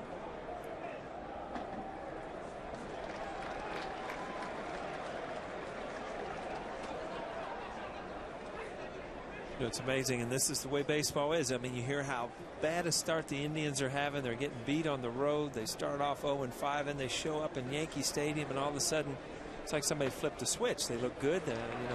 Lee threw a good game yesterday, and all of a sudden their bats are starting to turn around. A lot of barking from Eric Wedge. Love it. Uh-oh. That won't last long. Surprised he stayed in the game. The umpires just absolutely cannot stand arguing about balls and strikes. But, as a player, and you look over and your manager's on the not just arguing a close play, but balls and strikes, it makes you feel good as a player. 2-2. Well, Eric Wedge is under some pressure here. The team is off to a slow start. A lot of people pick Cleveland to, win the Central Division just about with everybody else at Kansas City has been picked to win. But they're starting to turn it around a little bit. And, the Yankees might be catching them at the wrong time when they're starting to play well. After getting off 0-5. 2-2. Fouled away. Third base side, and Ransom runs out of room. Nice catch by a fan. We talked about it a little bit yesterday, Kenny, that it's amazing how you can go through the September that they had last year, and you just feel like as soon as you get to spring training, it's just you're going to walk out there and do it again. And sometimes it's just you're not ready to go out and play the same way you were then. It just doesn't happen. You got to go out, show up, and beat teams.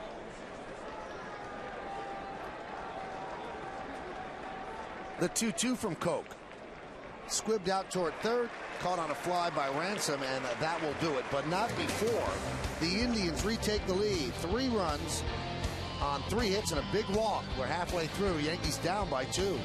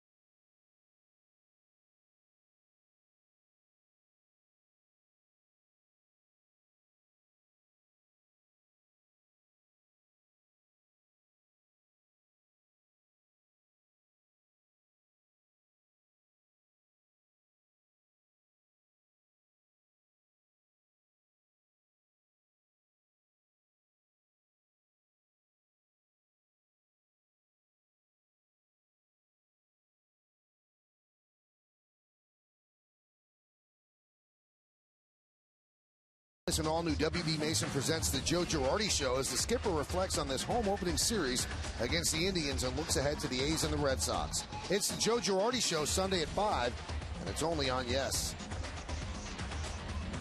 The Yankees now have a 2-run deficit, and there's Brett Gardner to lead off. And the pitch is high on the Lexus scoreboard. It shows 5-6-0, leading 3-4-0.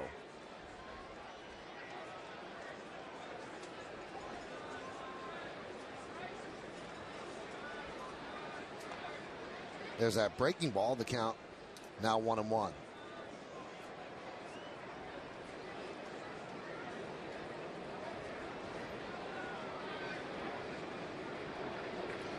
And the 1-1. Now the Yankees are making changes as they move along. If you look at center field here and the background that the hitters deal with, there is a little bit of a change from yesterday. The light blue covering of the railing. There's a line drive base hit to left center field. So Gardner picks up a leadoff single.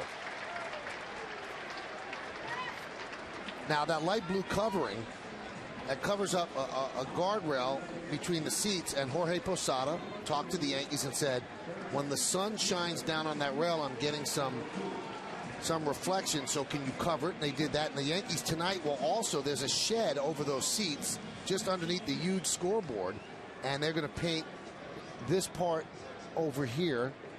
They're going to paint that all dark blue because they want to provide the best hitter's background that they could. Now, no other hitter really complained about the glint off the metal bars other than Posada, and they want to try to make everybody happy. So that's why they put the covering on it. Was he complaining when he was hitting or when he was catching? He said it was hitting. All right, okay. He said it was hitting. Runner goes, pitch out, the throw to second, not in time. That's how fast he is. You could pitch out, and he'll still steal second base. Wasn't even a bang-bang play either. I mean, this is a part of Yankee baseball that you're really not in the past couple of years used to seeing. Great jump. The reason why he was safe because Anthony Reyes took his time getting the ball to the plate. He had a nice high leg kick. Even with the pitch out, they couldn't get him. You see the throw from Victor Martinez sails a bit. And Victor Martinez had some answering to do to the league, too, because he had elbow surgery last year. So, you know, much in the same way Posada with his shoulder surgery. Whoa. I don't think a play was on. I think that Reyes just turned. If they had a play, they might have gotten him.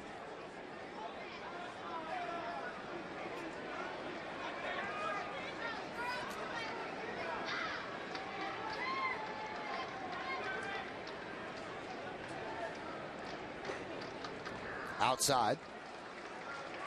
All the Yankee runs today be the home run by Damon, home run by Teixeira, home run by Melky Cabrera. Now trying to put something together, a leadoff single by Gardner.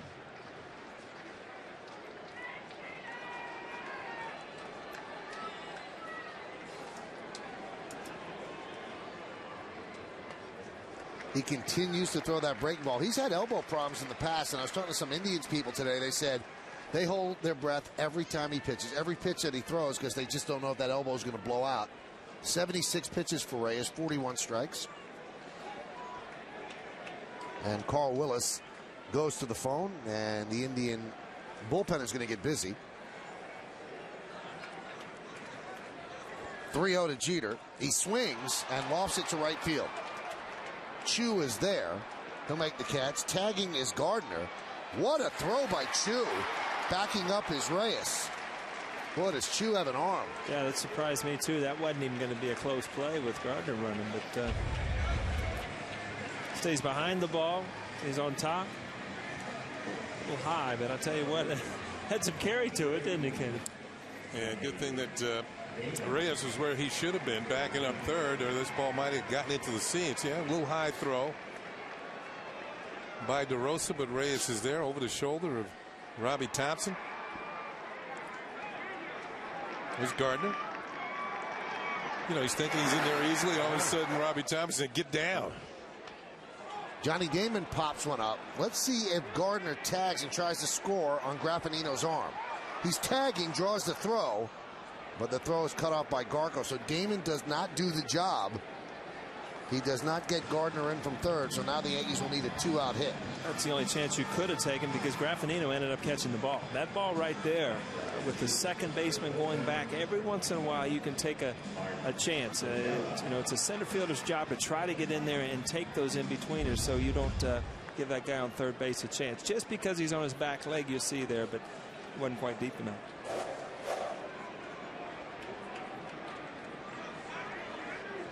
Here's Teixeira. Home run in the third inning. And that one hits him. Maybe it doesn't. He's not going anywhere. So he'll stay at the plate. Let's see. If it missed him, it missed a good chance of it picking him up on the ankle or lower leg. And that looks like it missed him, but Victor Martinez just puts his body in front of it, gets some leather on it, and slows it down. Saved a run. Ooh, up and in. All right, now he's got Teixeira's attention. These first two pitches have been close, particularly this one. Up around shoulder level. Might be flipping an off-speed pitch up here. Again, falling behind. And the pitch. Throws that one in there for a strike. Teixeira's coming up on a milestone, which 6 more hits after the home run earlier in the game. And he's got 1,000 for his career.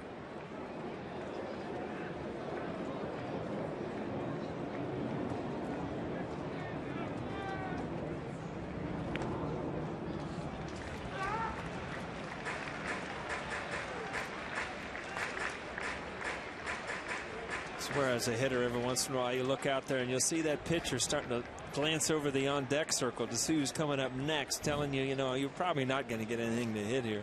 I'll try to get that guy on the on-deck circle. And the 3-1. And Teixeira walks. So it's been a perfect day for him. 2 walks and a home run. And he passes the baton to Nick Swisher. You see misses with a breaking ball down and in, not even close. But then the one pitch that does surprise you, goes up and in there, is right here. He had an inside fastball hit right on the corner. Again, when you get 3-1 with the base open, you're probably not going to get much to hit when you mark Teixeira. Nick Swisher flirted with a home run in the first inning, deep to right, and then flew out to center in the third. So he's 0 for 2. He's reached base safely in 18 of 39 plate appearances. He has a 9-game hitting streak. He's 13 for 34 to start the season. Off-speed, breaking ball outside corner, and the count 0-1. That's a changeup, and I don't think he's thrown that enough early in the count. I mean, he's got a plus changeup we talked about early in the game, and if you can control that, it's an easy strike to get off, get ahead of the hitter.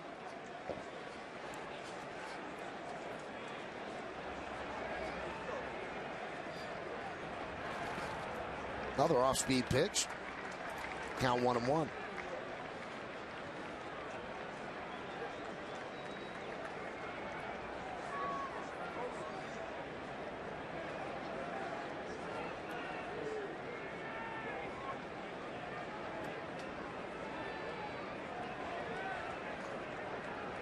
The 1-1. It's 3 in a row. 3 changeups in a row. And as a hitter, you're thinking, all right, now I'm really seeing that. Now as a pitcher, you probably got to change up something. You either go hard with the slider in, or you show him a fastball, usually where, your scouting report says he's a little weaker.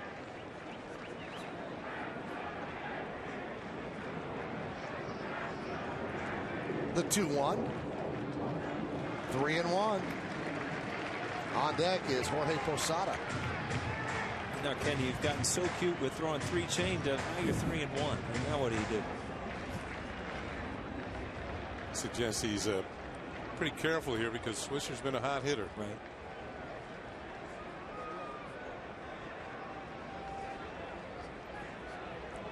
The 3-1.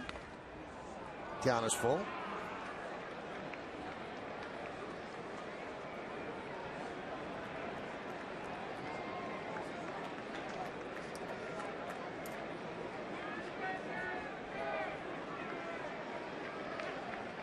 Zach Jackson, one of 2 left-handers in the bullpen, warming for the Indians. Switch hitter Posada's on deck, then after that a lefty, Robinson Cano. Runner goes and pitches outside. The bases are loaded with the Yankees. With the changeup, 3-2.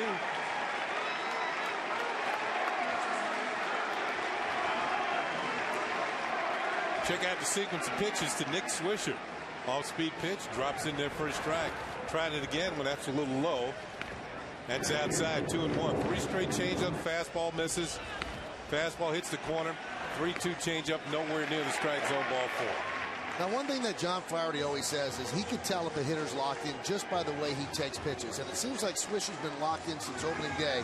because he doesn't get fooled by a changeup. He knows exactly what he's looking for and sees it right into the catcher's glove. Did you feel that way, Paul, when you were hitting?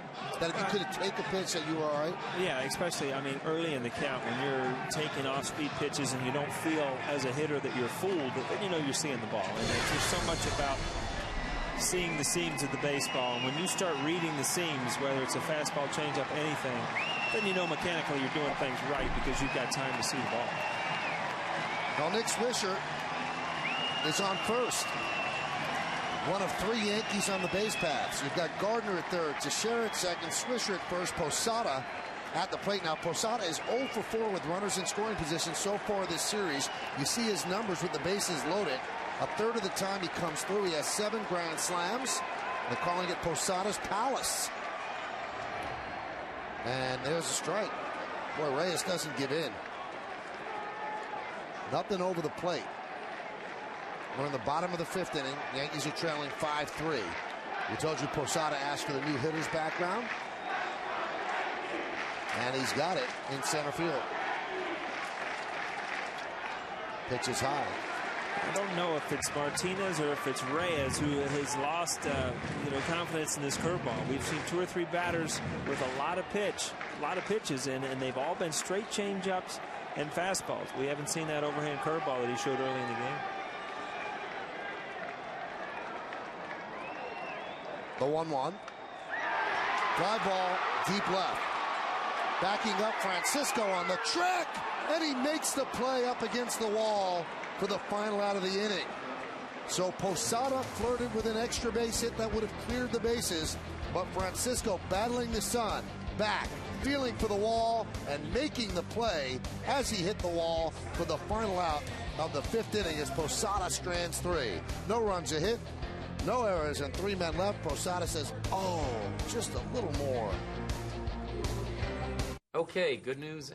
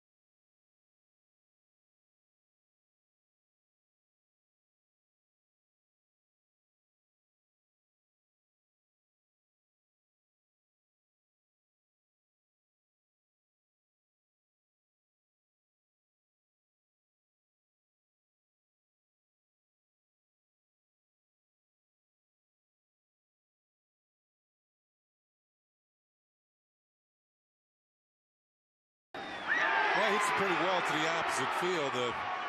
Certainly this would have worked at Fenway Park, but not here at the new Yankee Stadium. Ben Francisco fighting the wall, fighting the sun, and holds on. Yeah, Michael, you asked the question yesterday, is left field still going to be a terrible sun field? And I think Johnny Damon had a little problem on a ball the inning before, and right there you saw Francisco kind of battling the sun. So the answer to your question is probably yes. So Francisco makes the final out of the 5th inning, and now he will lead off here in the 6th, and there's a strike. 5-3 Indians lead, 5-6-0 leading 3-5-0.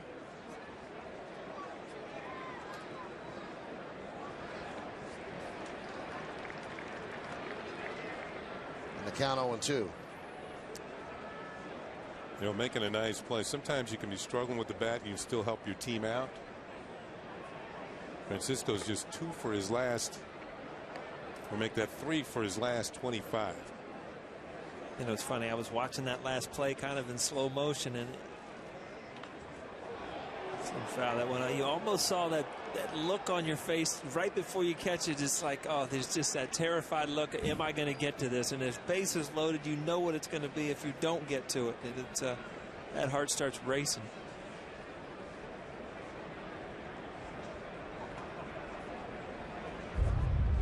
You see, he's going back. He's going back. Now I'm in trouble here. You start seeing that worried look on that face, and then it's all laughs from there. Is this wall going to hurt? Popped up. Jeter shading his eyes from the sun, and he puts it away.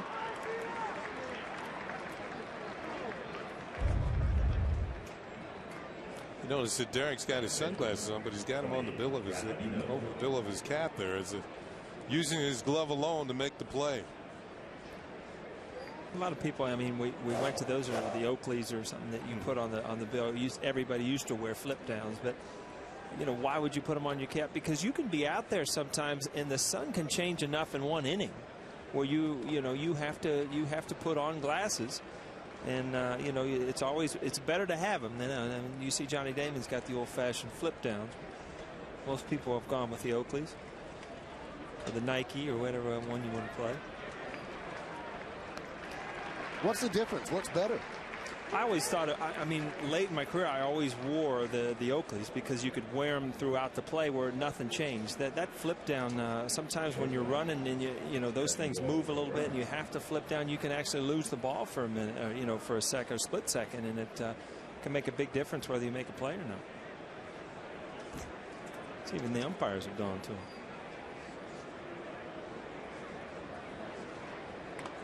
I'm going to make a prediction, Kenny. Tell me. O'Neill just mentioned Nike. He's going to be at Nike Town tomorrow on a shopping spree. I got a driver coming. You know, I called a guy the other day, and I got a driver coming. I felt like it was Christmas. Oh, man. A prediction. What else do we need up here, Michael? I don't need a driver, I'll tell you that. The 1-1. Grounded softly up the third baseline. All right, now listen here, Kenny. This is what the difference in Michael and I's life is. You know, I promote the Nike driver. I'm going to go golfing. Earlier in the game, we got a free sack of W.B. Mason whiteouts for Michael's writing. That's right. So we did. Simple man. No, I asked for it. We haven't gotten it yet. Oh, it's a given. You're getting a whole bucket of them tomorrow. He's part of the family now. Who but? Yeah, who but?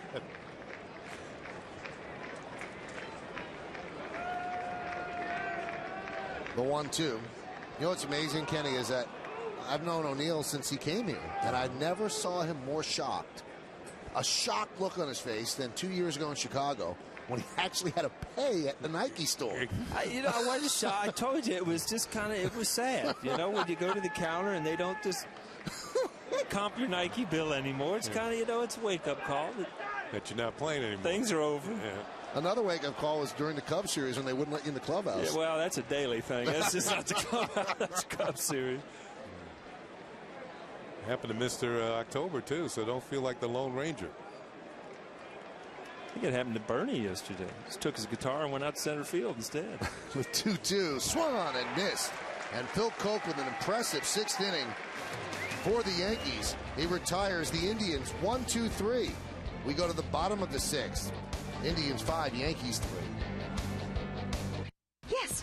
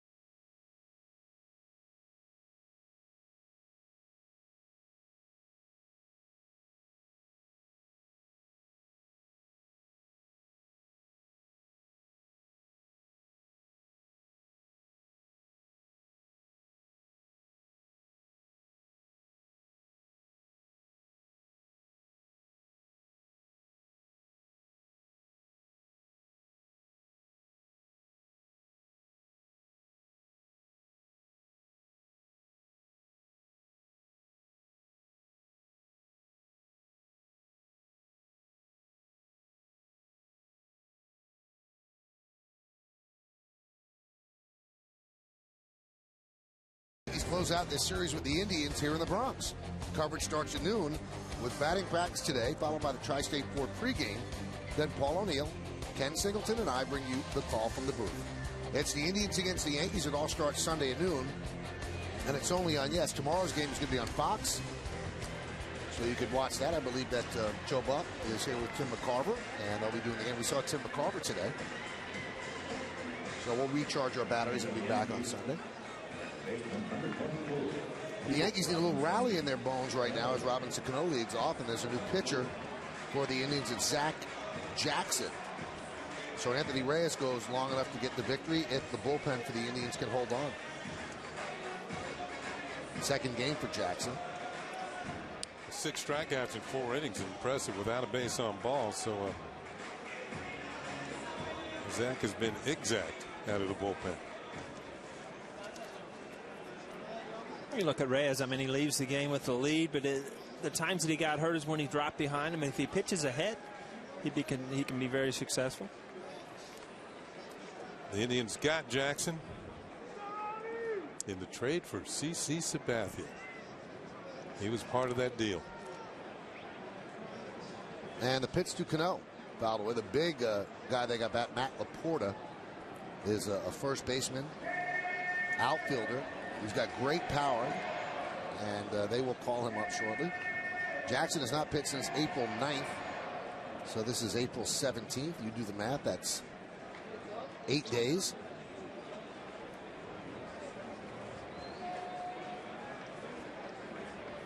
And the 0-1. Fouled away. It's amazing the influence that Paul O'Neill has. People from the Food Network came by and just dropped off all this fancy food for us. Fancy, you're right, but they had to explain half of it, but so far so good, right? Very good stuff. We thank the people at the Food Network. Mohegan Sun Bar in center field. Those people are enjoying themselves. Michael, we're off tomorrow. Let's just show up and go restaurant hopping. I'll do it. Just to hang out with you for 4 hours would be cool. Not working. You and I out in the bleachers eating grub. Yeah. I'm sure that you wouldn't be bothered at all. It'd be great. Could wear those sunglasses you're going to get. Yeah. That's right. Nobody would know. That one's driven deep to right field. There it goes. See ya. A home run, Robinson Cano. The Yankees' 4th home run of the game. Every run coming on a home run. It's 5-4 Cleveland. Looked like one of those hanging breaking balls, Paul. Familiar result for a left-handed hitter. That's what you're looking for. You know, I always felt that when you're a lefty facing a lefty, you're going to get a breaking ball somewhere along the line, and that one didn't get to the point where Jackson wanted it, but it got to the point where Cano wanted it. 2 fastballs, first breaking ball of the count, and you're right, Kenny. In the back of your mind as a left-hander, even with 2 strikes, in the back of your mind, you know the left-hander's going to try to get you out with a breaking ball.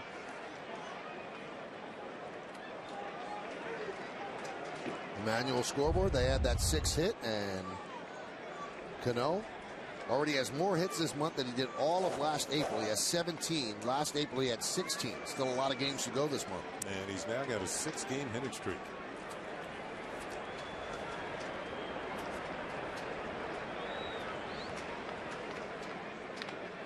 Dribbled slowly and grabbed there by Jackson. Spins and throws. One away. Is it too early to say that the ball's jumping here? To right center, obviously. Some of the balls to left field have been hit pretty good, and they didn't get out. But the balls to right center, I mean, you can see the player's reaction. There's no doubt when they hit the ball. Jorge Posada's drive to left did not carry enough for his liking. Here's Cody Ransom. Cody is now 3 for 32.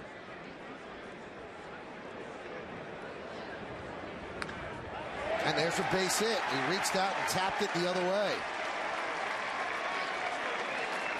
To me, that's a good sign, because sometimes you get pull happy and you're just helping pitchers out by topping ground balls to short or pulling them to third. And when you get a pitch out over the plate like this one, that's what you want to do with it. Go the other way. There's a lot of hits on the other side of second base. You mentioned Tim McCarver. McCarver used to say there's a lot of glue on the other side of second base. I tell you, Kenny, I think the reason you do get pull happy is you get so frustrated that you haven't put up the numbers that you think if you hit a couple home runs that, you know, that'll make up for it. And the first thing you start doing when you think of home runs is you want to start pulling the ball. And that's what really amazes me about the true power hitters today in Pujols and A-Rod and guys like that. They hit the ball to all parts of the field and don't worry about pulling the ball. It's gone, yeah. Speaking of A-Rod, he hit a few yesterday in batting practice down in at the Steinbrenner Field in Tampa. Did you ever see a report? Or was it at the minor league complex? I think it was at the minor league. Well, wherever it was, he was hitting them out of the ballpark. Did you ever see a report on yourself that Ken Singleton hit like 4 home runs in batting practice today? No. Times have changed a little bit. Well, you know, it was in my mind that I did it, but nobody else cared. Like a slot machine going off in your mind.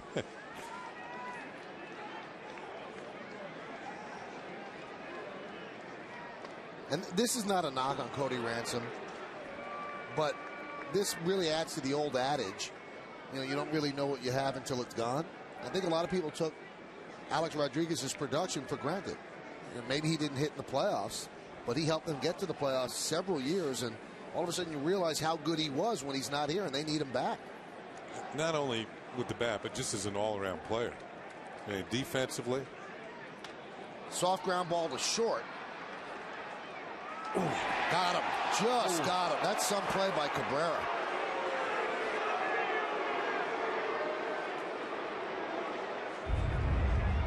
So we're talking about the pressure is on the left side of the infield when Gardner hits a ground ball that way. Yeah, he got him. That was a half a step that time. Maybe even less than that. Garco made up for a little bit at the end with a stretch. But again, I mean, that was just a hesitation, possibly going to second base. And that's a split second. If you take a good look at second base, Gardner's safe.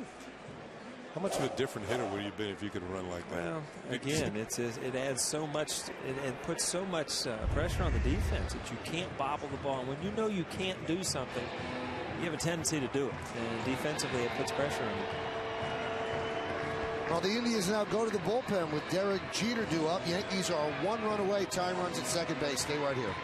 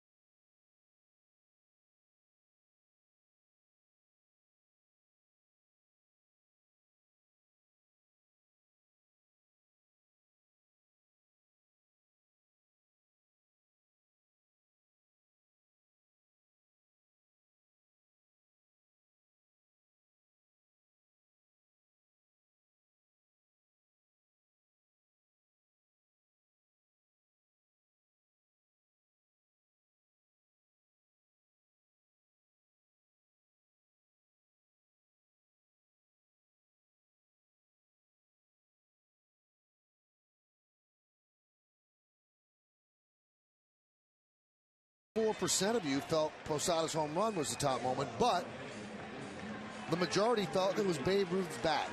So you agree with the guys here in the booth? The bat was on home plate when Jeter came up, and the Yankees agreed with it as well.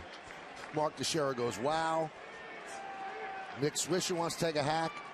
And then finally, the magic is passed to Jorge Posada. So that's the bat that hit the first home run in 23. Talk about glasses. Look at Gino's souped-up version over there. And then Posada hit the first one here in 2009. Here's Jeter against Joe Smith. And there's a strike. Right away, you can see how Joe Smith can be tough on right-handed hitters. A little drop-down action.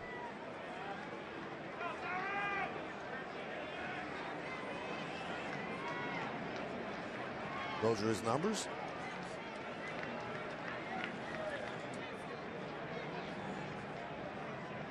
And the 0-1.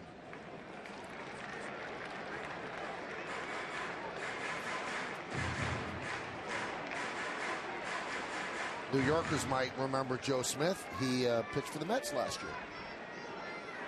Comes out of the Met farm system.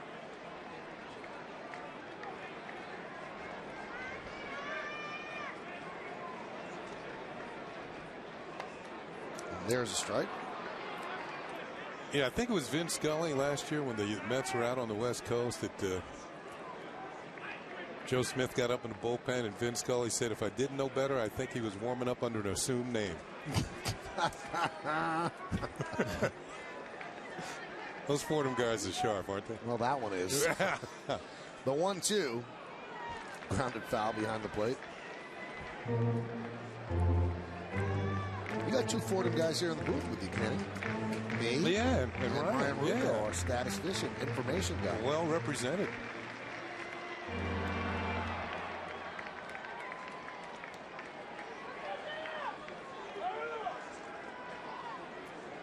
Cody Ransom's the tying run. He's at second base. We're in the bottom of the 6th inning. It's 5-4. There's Ryan Rucco getting some airtime. Star of the scoreboard. Don't ham it up, Ryan. Swung on and missed a breaking ball as Jeter swings over the top, and that's going to do it here in the 6th. 1 run, 2 hits, no errors, and 1 man left. But the Yankees creep closer. Another solo home run. This one off the bat of Robinson Cano. How does that affect the scoreboard? 6 hit, 4 runs, 5-4. Try.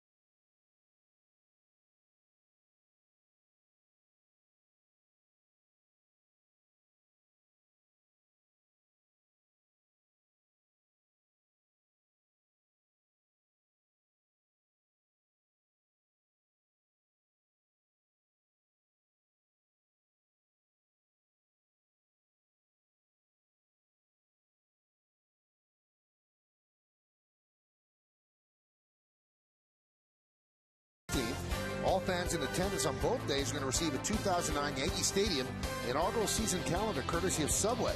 For tickets, log on to Yankees.com. You can visit the Yankee Stadium ticket window, Yankees clubhouse shops, or call Ticketmaster at 877-469-9849.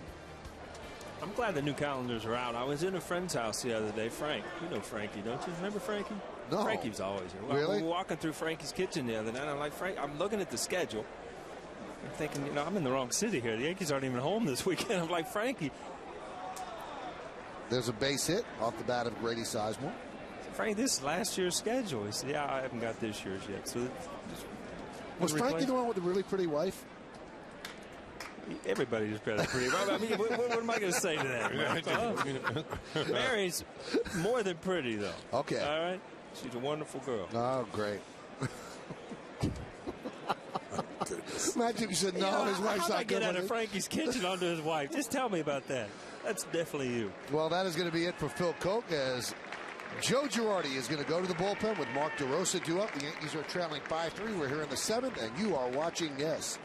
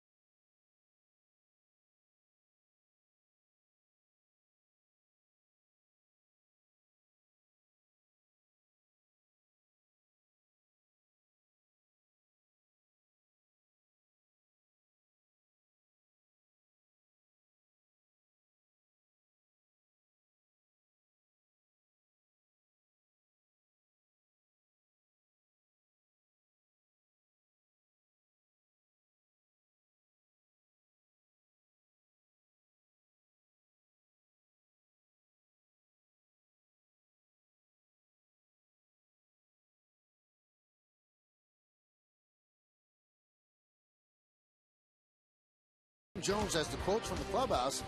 It's the WB Mason postgame only on Yes.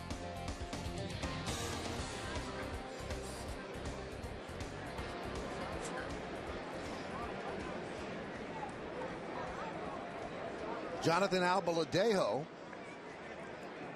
will come on to face Mark DeRosa. Good day for Grady Sizemore, 2 for 4. And he's a threat to go.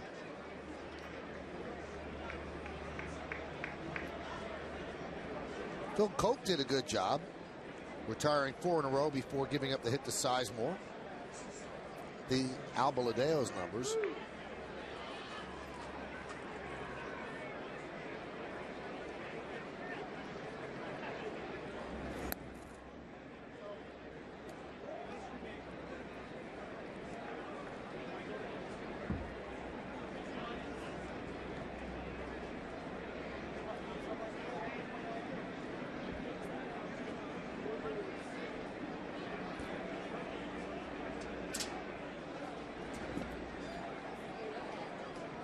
As you watch this game unfolding, and yesterday too, when you're into the bullpen a lot, and we talked about a little bit before the game, Michael, that Bruni's probably stepped into your 8th inning guy. Mariano obviously your 9th, but there's a lot of roles kind of up for grab now. I mean, this is a 1-run game, and you're going to shuffle some guys in there and find out who takes these jobs. 1-0. Albaladejo, his last time out, he took one for the team. That was when Chin-Ming Wong couldn't get an out in the 2nd inning. Albaladejo ate up 3 innings, 5 hits, 3 runs, a walk, 2 strikeouts, and he allowed 2 home runs. And the Yankees have elected in the composition of their bullpen not to have a long man. So when you have an outing like Chin-Ming Wong had, you put yourself in a situation where a lot of people, 3-4 people, have to eat up those innings because you don't have a guy who's going to give you 5 innings. We talked about Sizemore's ability yesterday, 30-30 player. Home run power and stolen base type speed. Good all-around player out of the leadoff spot.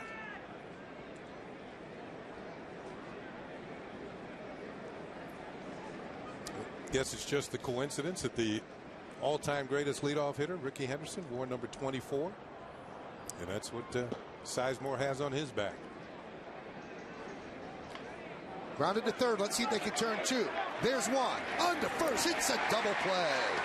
And around the horn, 5-4-3.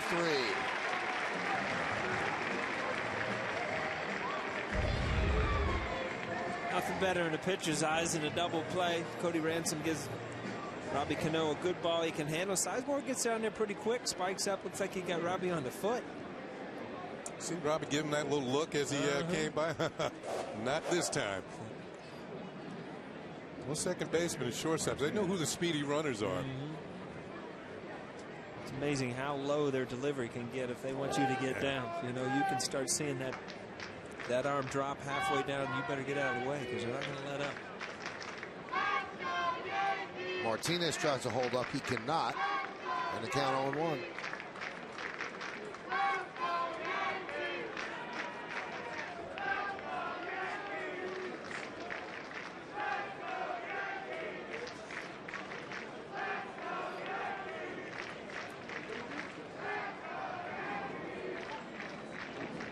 One-run game here in the 7th inning. Crowd kind of subdued. We're waiting for an explosion offensively. Want the Yankees pitchers to get the job done, get up there off. They've seen the home runs. They're all solo shots. You know.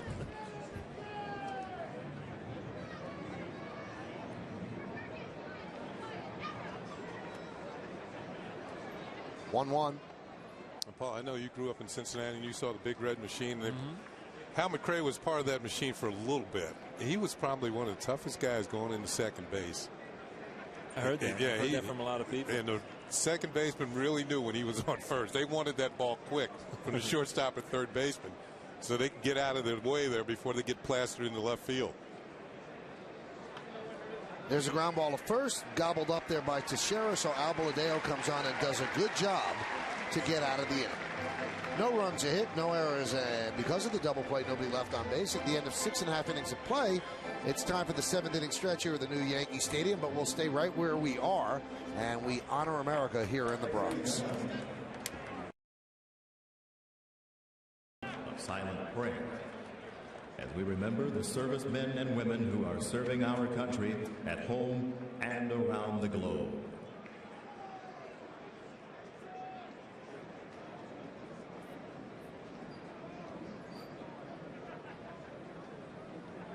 Now join Kate Smith as she sings God Bless America.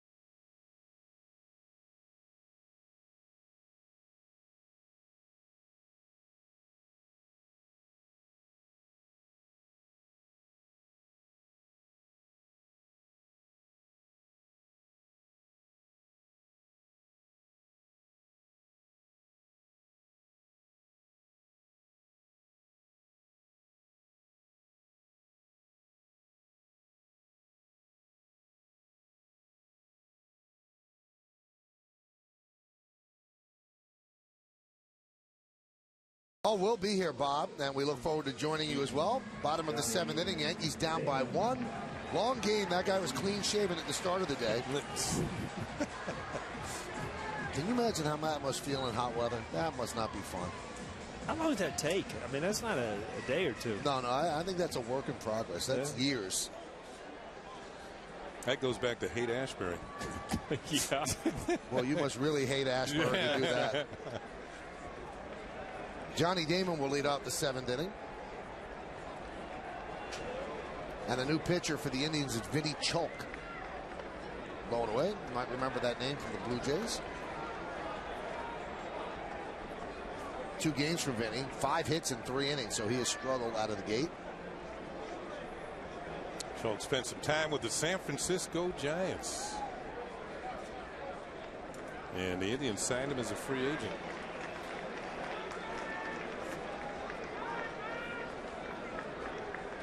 '21 career appearances against the Yankees. Vinny 1-2 with a 5.18.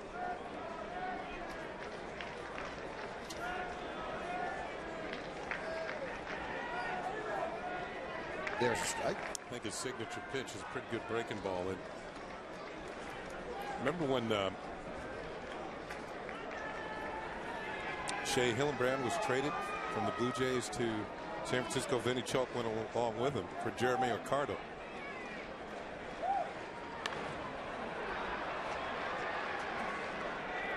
I don't know if you heard this, Kenny. Shea Hillenbrand has changed his name to City Hillenbrand.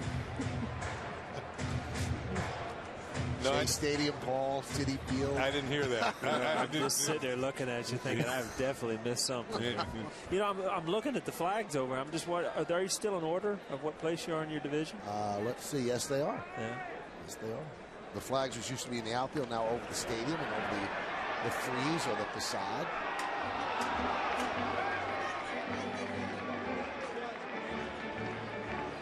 That was added because in the exhibition games, they did not have the flags up. And now they have the flags for the entire major leagues. It just used to be the American League. Now it's the entire major leagues, all the divisions. Looks great. Very little they did wrong with this ballpark. It's just a wonderful facility. Count 3-2. Damon thought about it, held up. They talk about Damon batting in the second spot. You know, the first spot only comes up one time during the day, most of the time, with Derek Jeter leading off an inning. But Johnny Damon's leading off. This is something he's used to. 3-2. And he works a walk. Good way to start the inning as the Yankees try to tie this.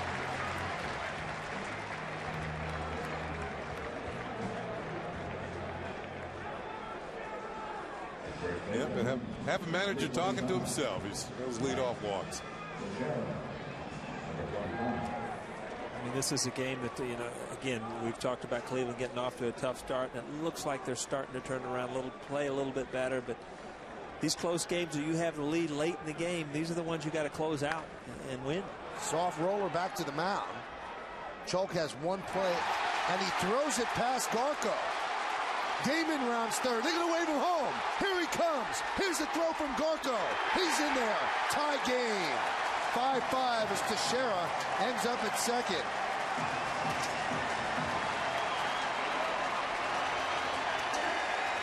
Wow. There's only a few things that would bug a manager more than walking the leadoff hitter in a one-run game, and it's a botched-up little swinging bunt play that ends up putting the winner run in scoring position. But again, you throw that ball, it tails into the runner. Tough play for the first baseman, and all of a sudden, I mean, you don't even draw leather on it. Now, does it hit Teixeira? Does it? No, it didn't hit him. But you can see that Garco's on the wrong side of the bag. The throw is actually towards the foul side. Here's Johnny Damon alertly rounding third and heading for home. And it's a tie ball game. Aggressive third base coaching by Robbie Thompson. Nobody would have blamed him if he held him up at third and it's second and third and nobody out. E1 on Chalk. Game is tied, and here's Nick Swisher. There's a breaking ball strike. Well, you think of all the times that the pitchers work on pitching fielding practice in the spring training. Little grounders back to man, pick the ball up, throw to first.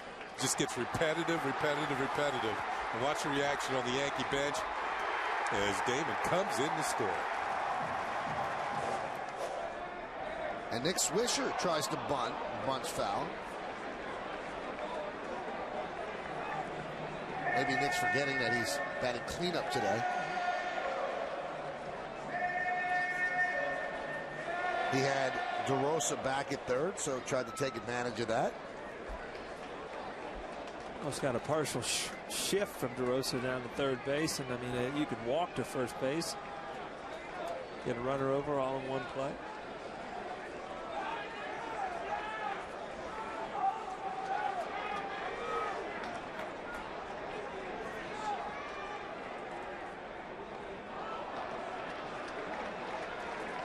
Just looked at Robbie Thompson, and he's screaming out at Teixeira.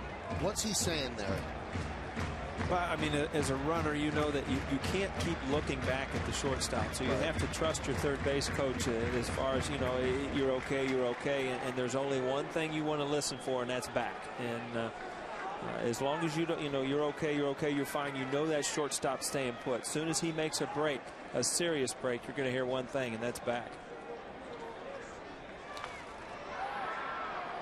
Lofted down the left field line and out of play. It's weird, though, because he's cupping his hands and screaming, and, you know, there are about 50,000 people here. Can you hear the third base coach from second? You can, definitely you can, because by cupping his hands, he's directing his voice towards you. There's only one player you have to worry about. That's the shortstop. The second baseman is playing way over with the left-handed hitter, so the shortstop is the one he can't see. Now, years ago, the Phillies had a third base coach named George Myatt, and his nickname was Foghorn. So everybody could hear him all over the ball. He didn't need to cup his hands. So he's just screaming, "You're okay." Okay. Or back, and because the shortstop will, you know, sometimes tap his glove or stomp his feet to make, you know, try to get you on your heels so you don't score on the second baseman. You got to block all that out and just trust your third base coach. Nice block there by Martinez. So again, the second baseman. Well, the guy at second can see the second baseman. He's worried about the shortstop in this instance. Yeah, because of the left-handed hitter, you know, they're, like I said, they're almost in a partial shift, and second baseman's too far over there to even be in the play.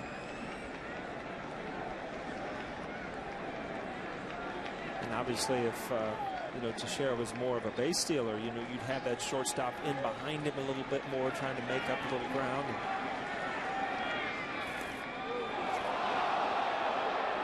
Nick Swisher cannot believe the call. He is punched out on the strikeout, called strike 3.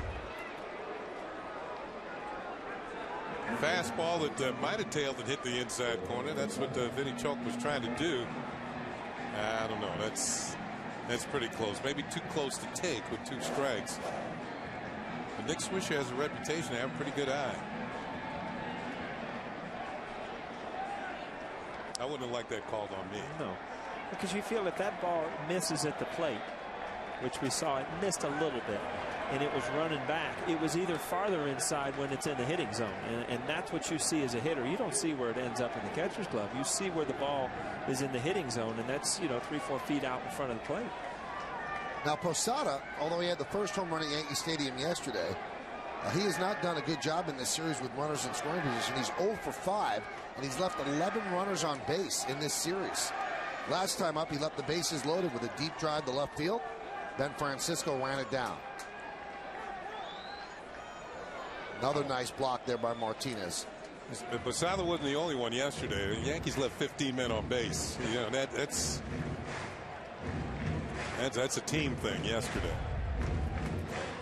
Here's Francisco going back on the ball off the bat of Posada. Bases loaded, crashes into the wall, and holds on. That erased a Yankee rally. Posada 2 hits in 3 at-bats lifetime against Vinny Chalk. And the 1-1. 2-1. I tell you, every once in a while an umpire has a zone where he's just not, and that pitch right there has been called a ball all day, and that's because he's, I mean, you all you want is consistency, but those are close pitches down and into left-handed hitters, and it's been consistently a ball all day.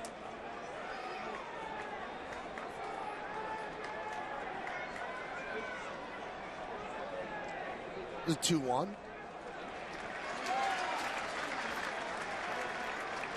Appears he's being careful with Jorge, and you got Cano on deck, who's been about as hot as anybody in this league. Yep, see, he's wiping the sweat off. He's warm.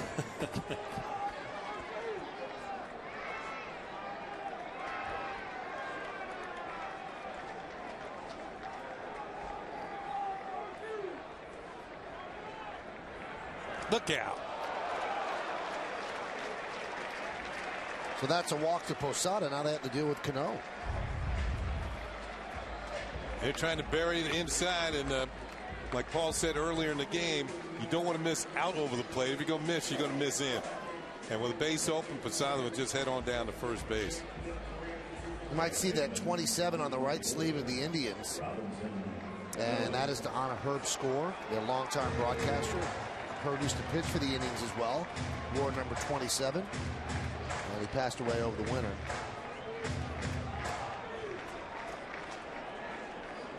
It says Herb, and there's a little microphone in the middle of the 2 and the 7. Here's Robinson Cano. Last time up, he homered. Had an extra base hit taken away. Diving play by Sizemore in right center. That was in the 4th. And grounded to first in the 2nd. So he's 1 for 3. Look out. And the count 0-1. Tell you what, you got to be pretty quick to hit a ball that hard, that foul. I mean, that's a little slider or cutter right in on his hands, and the only way to hit it hard is to pull it foul. And he got the barrel all the way to it. See that ball just pouring in on his hand? That's almost like a Mariano cutter right there, and he got the head of the bat to it. The only problem with that pitch is you can't hit it hard and keep it fair.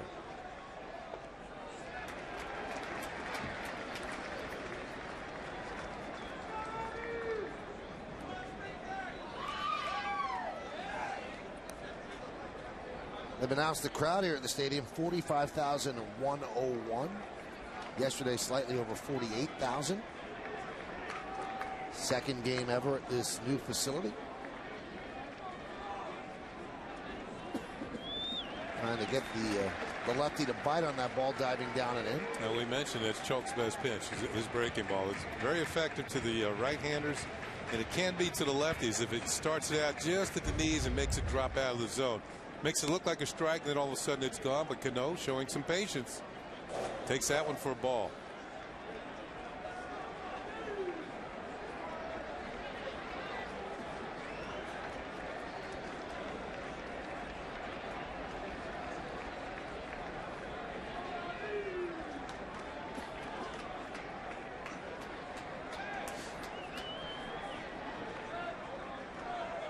The 2-1. Given into center field. Right there is Sizemore, and he'll put it away. And fires the ball into Cabrera. So again, Cano hit the ball hard for the second out of the inning. And he passes the baton to Melky Cabrera, his buddy.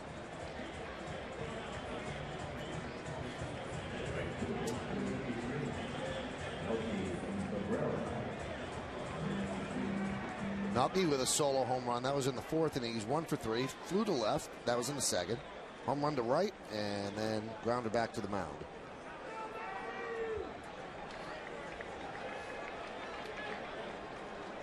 Vinny Chalk, his own worst enemy in this inning. 2 walks and an E1. Well, that allowed the Yankees to tie the score. We're at 5-5, bottom of the 7th.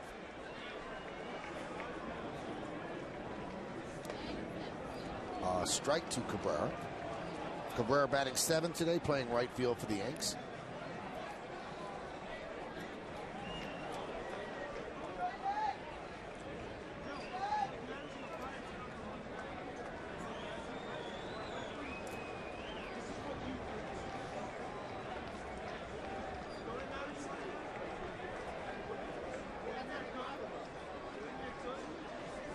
And the 0-1.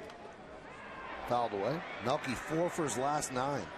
These are the situations yesterday where the Yankees let the Cleveland Indians squirm off the hook, particularly early in the ballgame against Cliff Lee. Cliff Lee had men on base just about every inning, but was able to answer the call and get people out when he needed to, and eventually got his first win of the year. You know, if you saw the final score from yesterday, yeah. I mean, at the time where they were having these opportunities, you know, it was a 1-1 game, a 1-0 game, so they were big opportunities. It wasn't, you know, 10-1 to the 7th inning. That all came about real quickly in one inning, didn't it?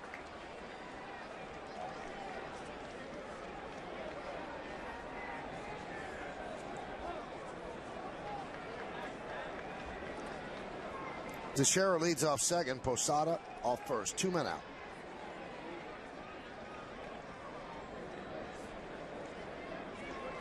Chalk, the 4th pitcher for the Indians.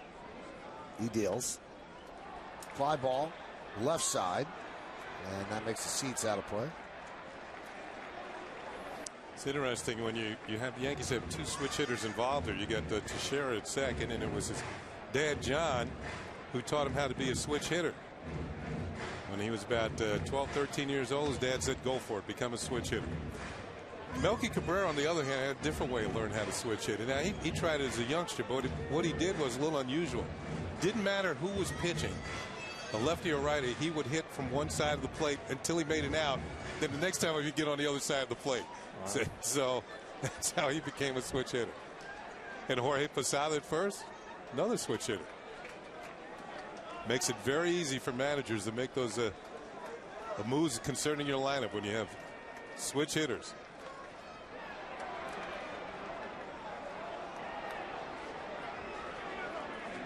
Posada's dad made him a switch hitter. Yeah, that's true. And he just said, you got a better chance playing in the big leagues. Dad's a scout, so he knew the game.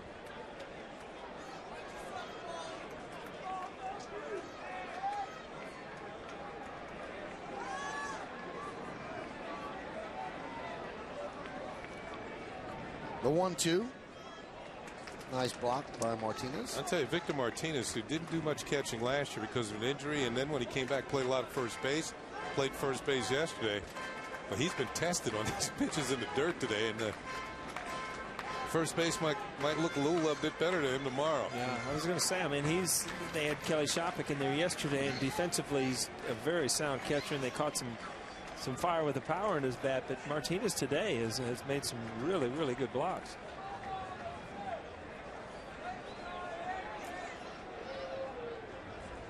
The 2-2 upstairs.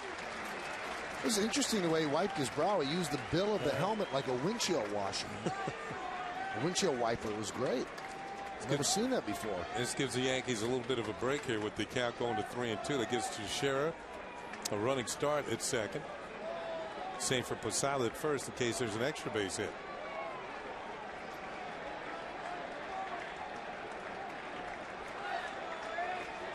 Two outs. And now Martinez wants to go talk to Chalk.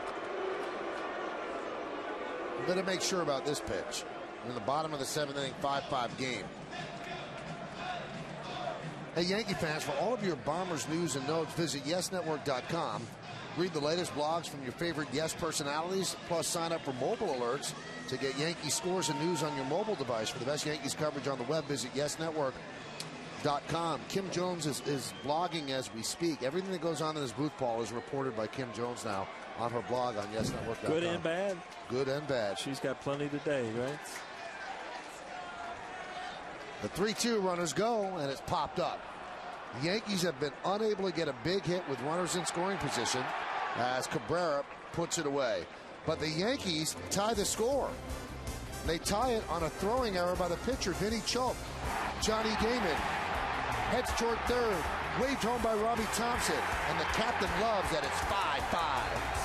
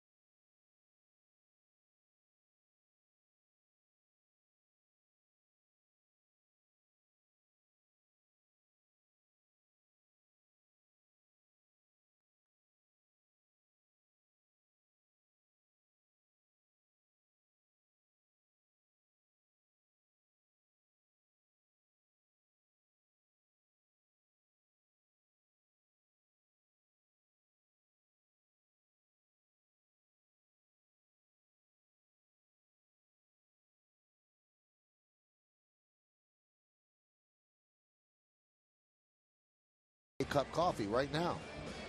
And here it is here in the booth. Nice.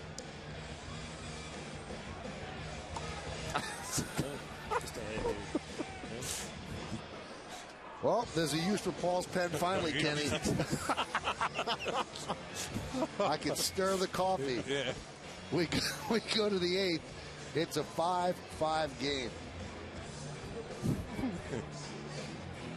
You know, Joe Girardi's going to be just elated that you actually brought a pen to the booth this time. I did, and this comes from a hotel. This is probably yours. You probably stole it from the Sheraton on the road. Brian Bruni has been picture perfect of late, I'll tell you that. The last 5 batters he's faced, he's struck them out. That's a memory. So the dad can say to those kids, you know, you were there the second game ever. Because they won't believe him and they won't remember.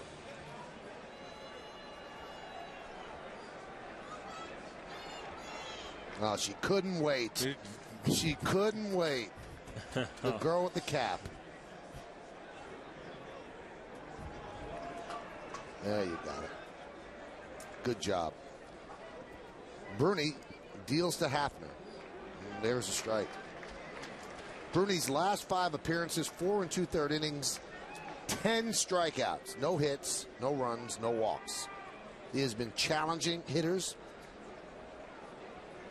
Good breaking ball, hard breaking ball, and obviously that fastball. Foul bat. Hafner double play in the first, walked and scored in the 4th, and then flied out to center in the 5th.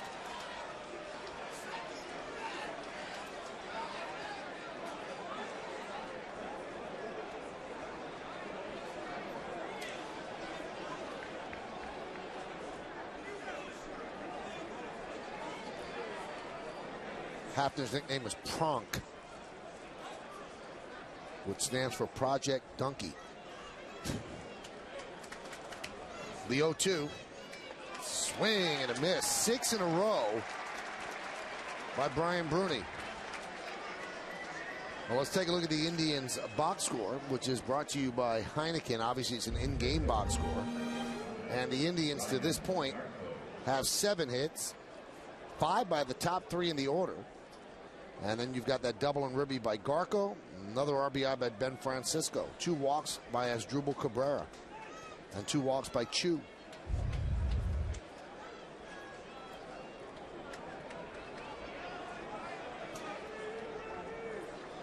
Here's Garco, 1 for 3. High fly ball, left field. Damon battling the sun. And he'll put it away on the warning track for the second out. It looked as though the wind had an effect on that ball. Johnny was headed for the corner and then all of a sudden had to scramble back towards left center a bit to make the catch. You know, the players, the infielders, outfielders are learning about this ballpark as they go along here.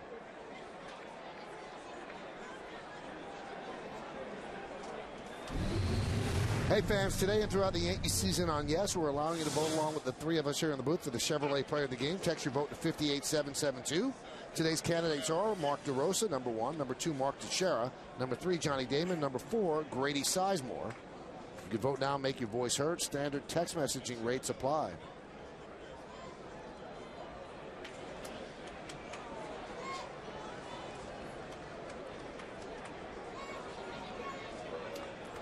Garco has walked twice today and lined out to Cody Ransom at third. Ransom way off the line at third by about 25 feet.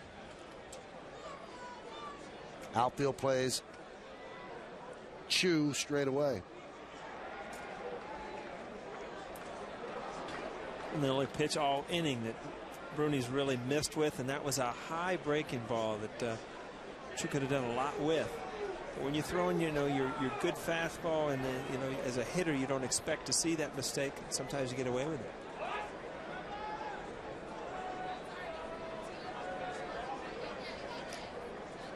And the 1-1.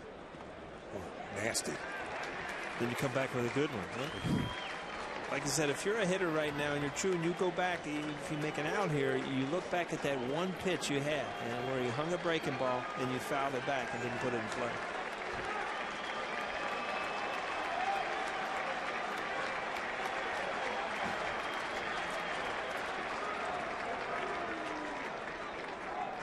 Osada wants to make sure.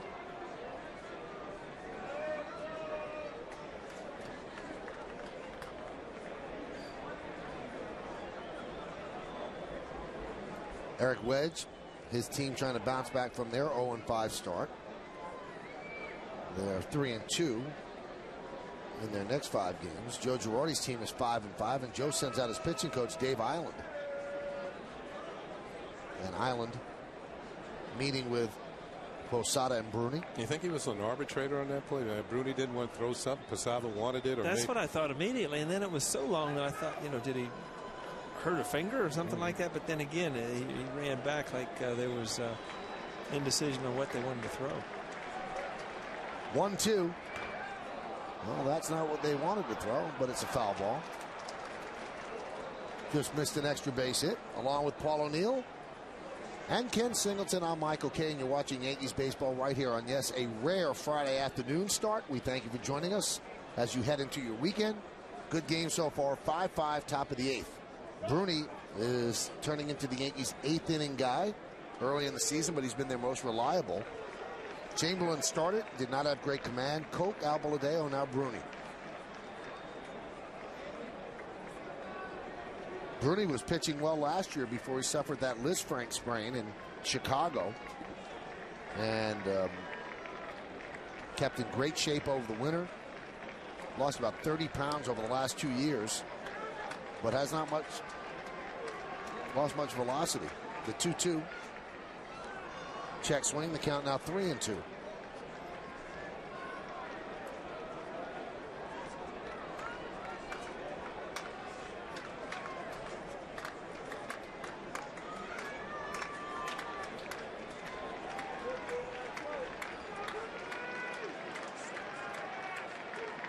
The 3-2.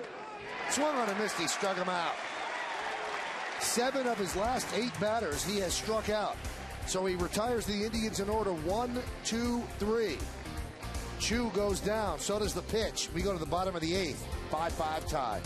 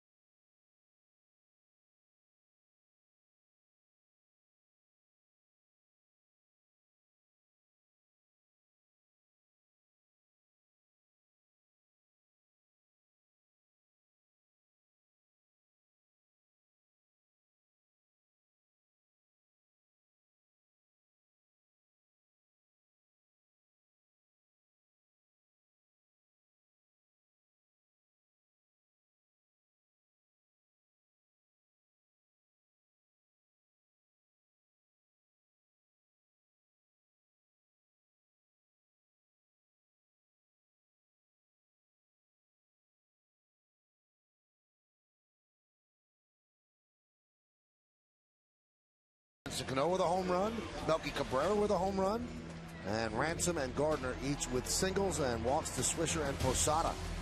Derek is 0 for 4. And now Hideki Matsui, who did not play today, did not start today because of the fluid on the knee, feels well enough to pinch hit for Cody Ransom against Vinny Chalk.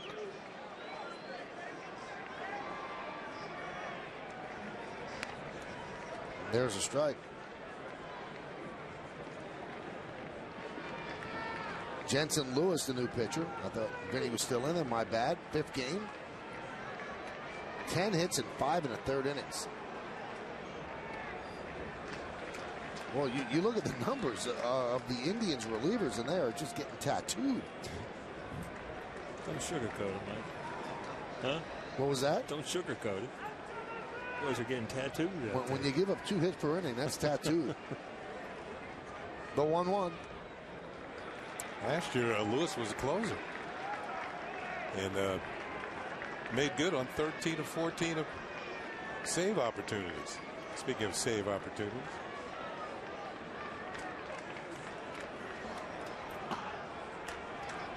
Mariano Rivera warming.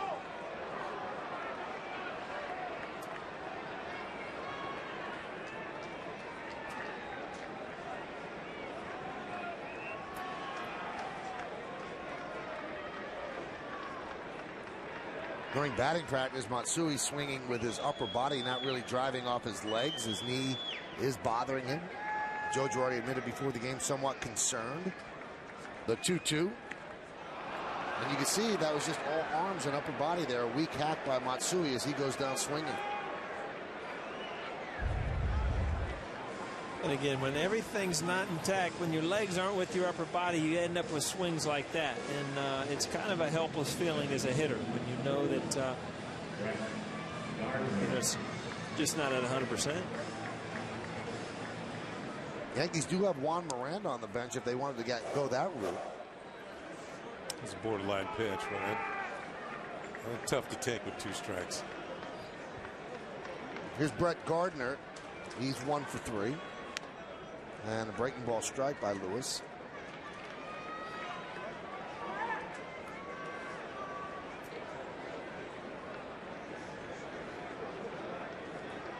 Brett's hitting 270. If he hit 270 this year, the Yankees would be elated. He'd be their center fielder. He'd steal about 30, 40 bases. So they're not expecting more than what they feel he could give them. If he hits 270 and has a on-base percentage of about 330, he'll be a productive member of this lineup. Play good defense.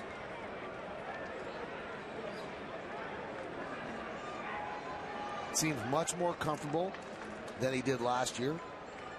Had a very, very good spring training. Actually won the James P. Dawson Award, which is given to the Yankees' best rookie during the spring.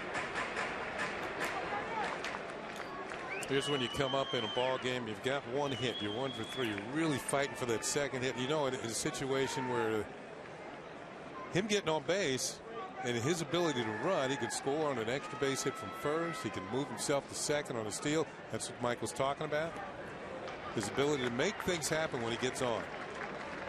And the pitch before that he fouled off, good pitch to hit, and to me that's the pitch that he needs to slap to left field and just be satisfied with starting to rally. It looked like he tried to do just a little bit too much with it, and again it gives an opportunity for that pitcher to make his pitch and get you out now. The 2-2 swings and misses, and Gardner down on strike. So Jensen Lewis has struck out the first 2 Yankees. Now back to the top of the lineup, and Derek Jeter. Lewis has somewhat of a herky-jerky delivery. Everything's moving at once. Here comes the ball. So it can be difficult to pick it up, and he blew that one right on by him. So you really have to concentrate on the pitcher's release point when, you know, all those arms and legs are moving. Those guys who throw smooth, nice and easy. You know, it's easy to pick up their release point, and they're relying on pure power to get you out, or sharp breaking balls. Big healthy cut by Jeter.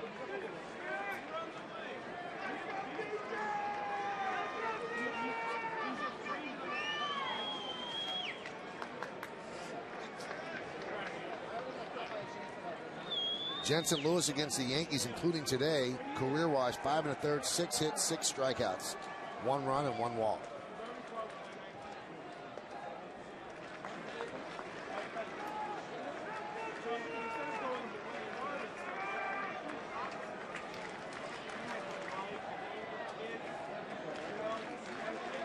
A 5-5 game. We're in the bottom of the 8th inning here at Yankee Stadium in the Bronx. Comes inside on Jeter in the count, 2-1. Derek's 0 for 4 today. Grounded back to the mound, grounded to second, flew out to right, and then struck out. On the season, he's 12 for 45. And that's 267.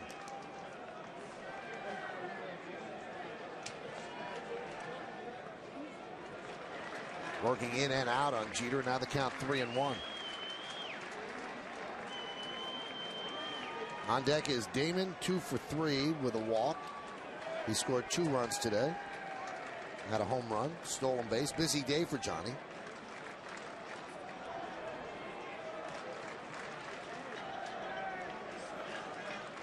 (3-1). Driven out to right field and deep. Going back, Chu on the track at the wall. See ya! Home run, Derek Jeter. The 5th Yankee home run, and the Yankees are up 6-5.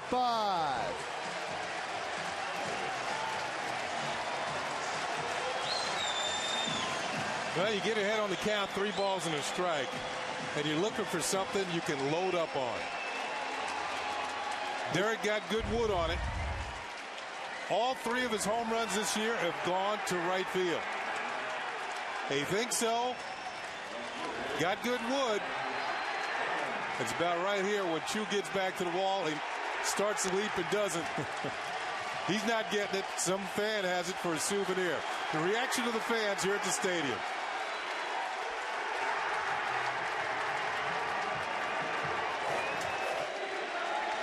The first pitch to Damon was a strike as Jeter took a curtain call.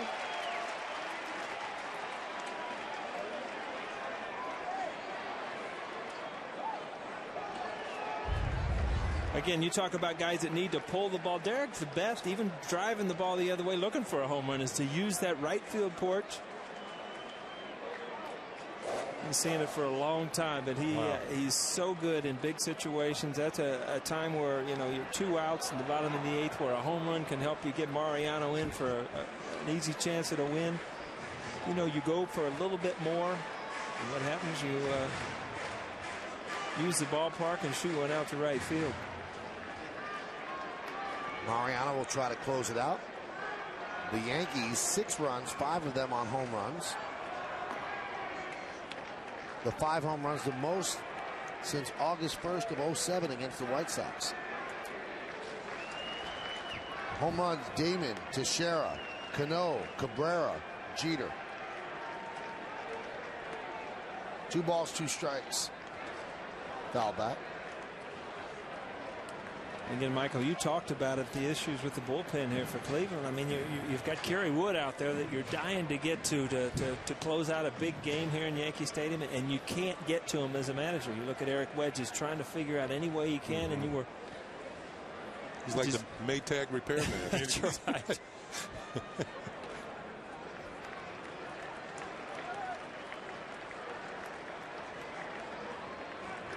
Well, Derek Jeter, you don't think of him as a power hitter. He's tied Jason Giambi.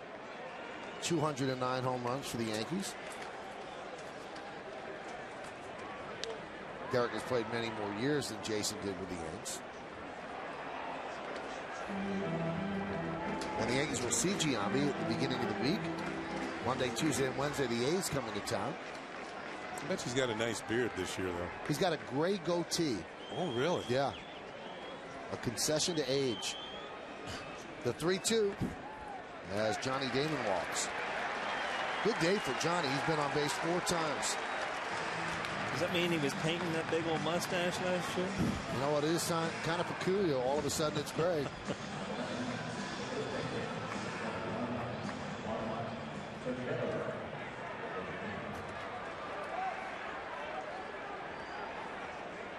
Here's Mark Teixeira.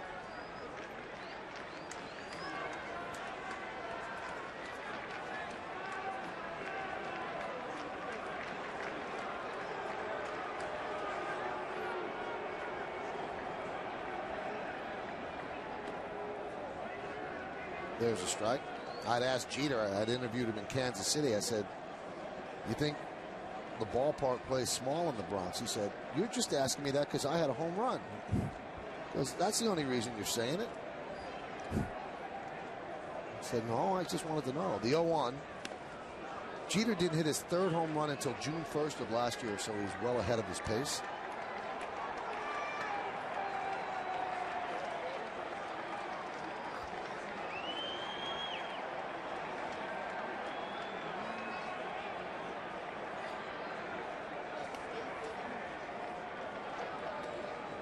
Now that Teixeira has a couple of strikes, Damon might actually be thinking about moving up 90 feet, get himself into scoring position.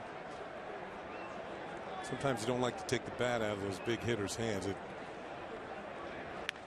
But the count isn't really in the favor of Teixeira right now, so it might be worth it because he'd be more apt to hit a single than go deep on with 2 strikes.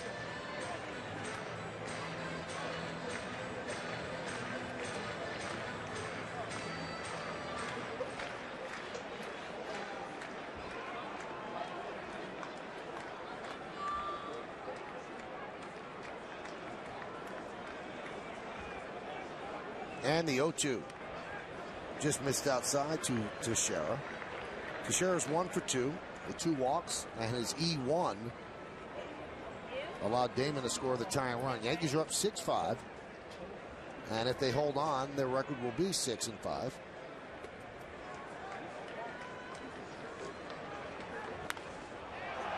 High fly ball, right center.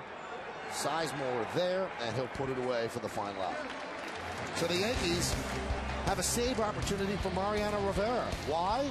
Because Derek Jeter took a 3-1 pitch and drove it to the short porch in right field. His third homer of the year. A 6-5 Yankee lead and his first curtain call. Announcing the Ford Advantage.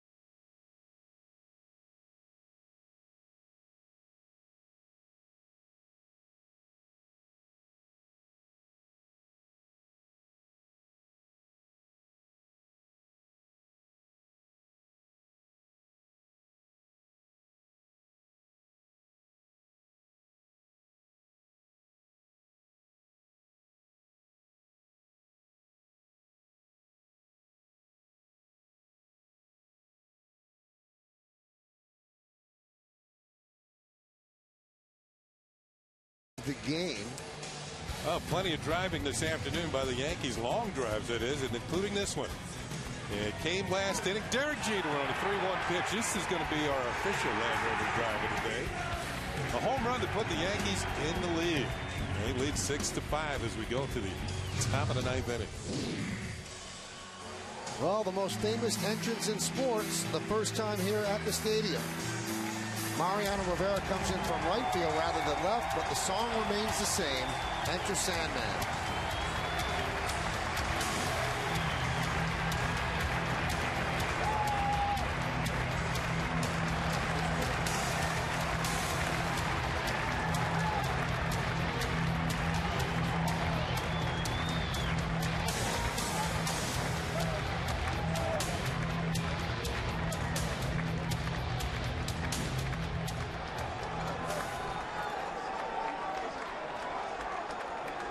Jose Molina takes over as the catcher. Ramiro Pena at third. Ben Francisco leads off a check swing.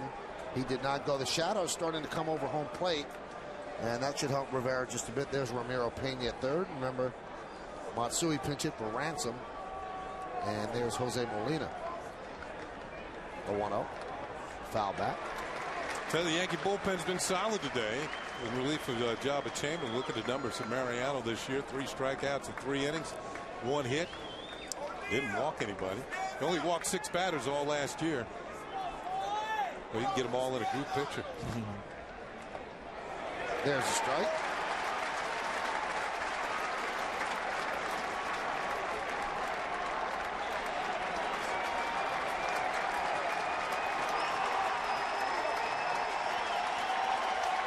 And the 1-2. Driven out into center field. Gardner on the run, way back, and he makes the play. Boy, he covered a lot of real estate on that one. For the first out, Mariano knows he just escaped some trouble. He was playing a little bit towards right center field. And gets on his horse immediately, and his horse is faster than the baseball. He makes the catch. Watch Mo look. He said, uh-oh, that might be trouble. I think that's fast. Here's one out. Didn't like the location. Mo's not used to hearing that crack of the bat very often. You know, Mo, when that ball was hit, you know, he kind of shrugs his shoulders, puts his neck. It's the same exact thing he did when Mike Piazza hit the final out of the 2000 World Series. He really thought that that ball was out as well, and Bernie Williams ran it down. Here's Tony Grappanino, and there's a strike.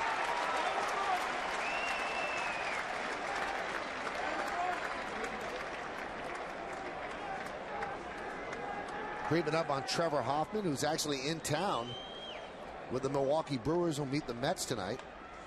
Hot shot up the middle. It's a base hit off the bat of Grappanino.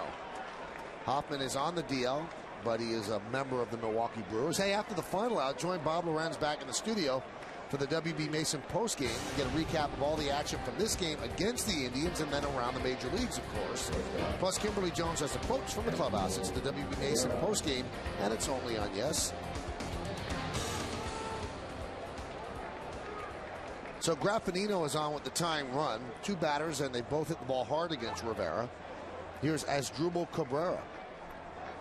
He's 0 for 1 with 2 walks today.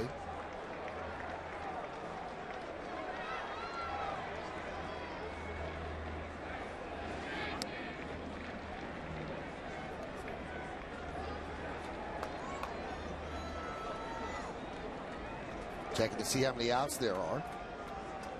Joel Skinner tells him there's 1 out. Third base coach.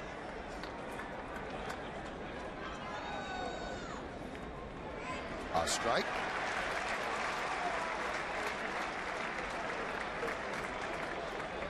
Rivera did not pitch yesterday. He actually pitched against the Cubs in the exhibition series. But this is his first time on the mound in a game that counts at the new Yankee Stadium. He got the last out last year in the last game at the old Yankee Stadium.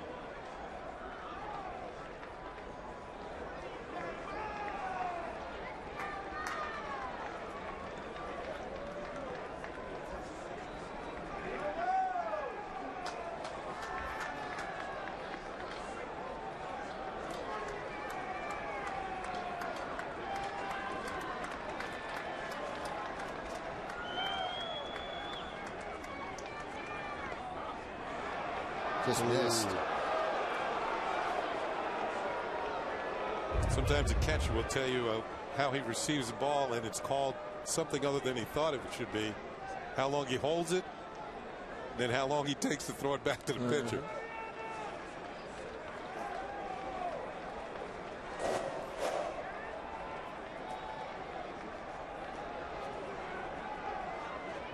And the 1-1. There's a base hit up the middle. Grappanino will move to second. Let's take a look now at the plays of the game, brought to you by Geico. 15 minutes can save you 15% on car insurance. Well, the plays of the game have all come at the plate, and they've all been part of the Yankees' 5 home runs today. The one consistent thing is they keep going to right field. Have you noticed that, Kenny? Robbie, and then the biggest one, Derek Jeter, his 3rd home run of the year. Bottom of the 8th inning gives Mariano a chance for a single. Those are the Geico plays of the game, but they want those plays to take place in a win. A little conference at the mound. Molina, Jeter, Cano, and Pena. And the dangerous Grady Sizemore is at the plate. So 3 batters, and they've all struck the ball fairly solidly. Trevor Crowe is the pinch runner at second base. So he takes over for Graffinino.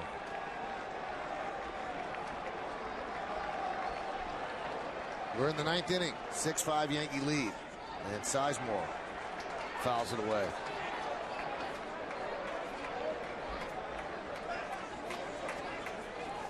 Lifetime against Mariano. Sizemore 0 for 4 with 2 strikeouts. Today he's 2 for 4. He has hit into a double play. The Yankees would like a reprise of that.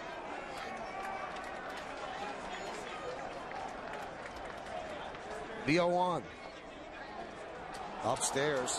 Count 1-1. A tough hitter to double up. He's got good speed. The reason why they got him in the 3rd, he hit the ball fairly hard at Robinson Cano.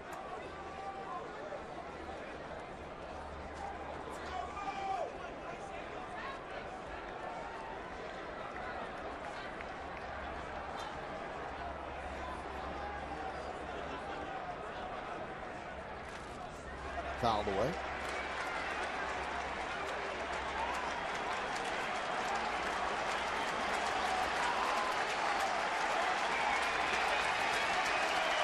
Last year in 2 strike counts, opponents hit just 120 against Mariano.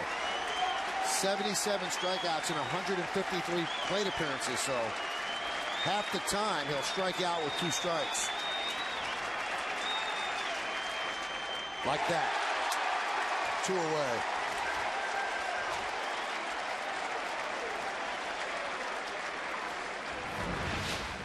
Well, Grady Sizemore, one of the toughest hitters in this league, drives in a lot of runs for a leadoff hitter, fouls off a cutter. That was a little high, ball and a strike. Fouls another one off, a little late. Swings right through that one. Location a little different. Moved it away from, watch the crowd in the background. Yeah, go sit down. So the Yankees 1 out away from their first Yankee Stadium victory. And here's the dangerous Mark DeRosa. 2 for 4, a home run, a single, 2 ribbies, 2 runs scored.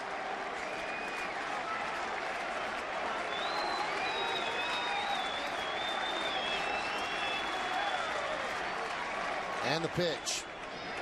There's a strike on the inside corner.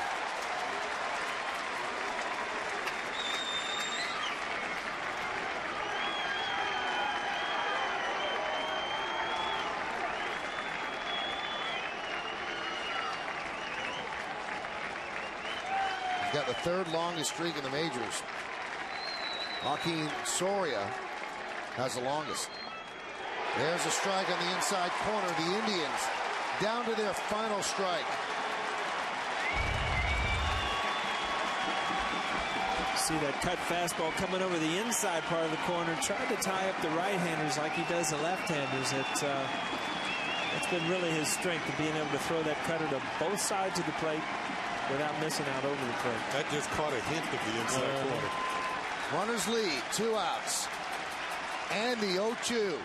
Upstairs, waste one upstairs. You've got Crowe, the pinch runner, at second. You've got Cabrera at first. The Yankees are leading 6-5 here in the top of the 9th inning. A crowd of over 45,000 on hand here in the Bronx. And the greatest reliever of all time sets and deals.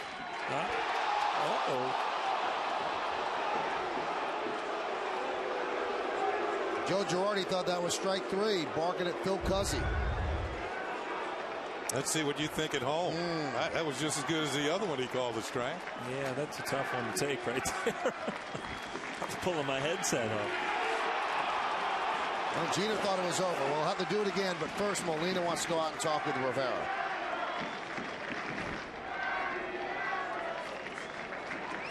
So the roller coaster of emotions here in the Bronx.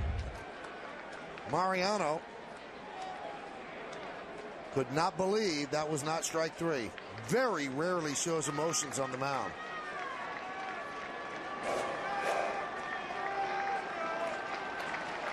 DeRosa steps in. 2 men on, 2 balls, 2 strikes, 2 outs. And the 2-2 upstairs, and that helps the Indians. 3-2 count, 2 outs. The runners will be going. And on deck, the danger is Victor Martinez. Runners lead. And the pitch. Strike 3, ball game's over, and the Yankees win. Mark DeRosa arguing with Phil Cuzzy, but to no avail. Rivera strikes out DeRosa looking, and the Yankees have their first victory here at the new Yankee Stadium.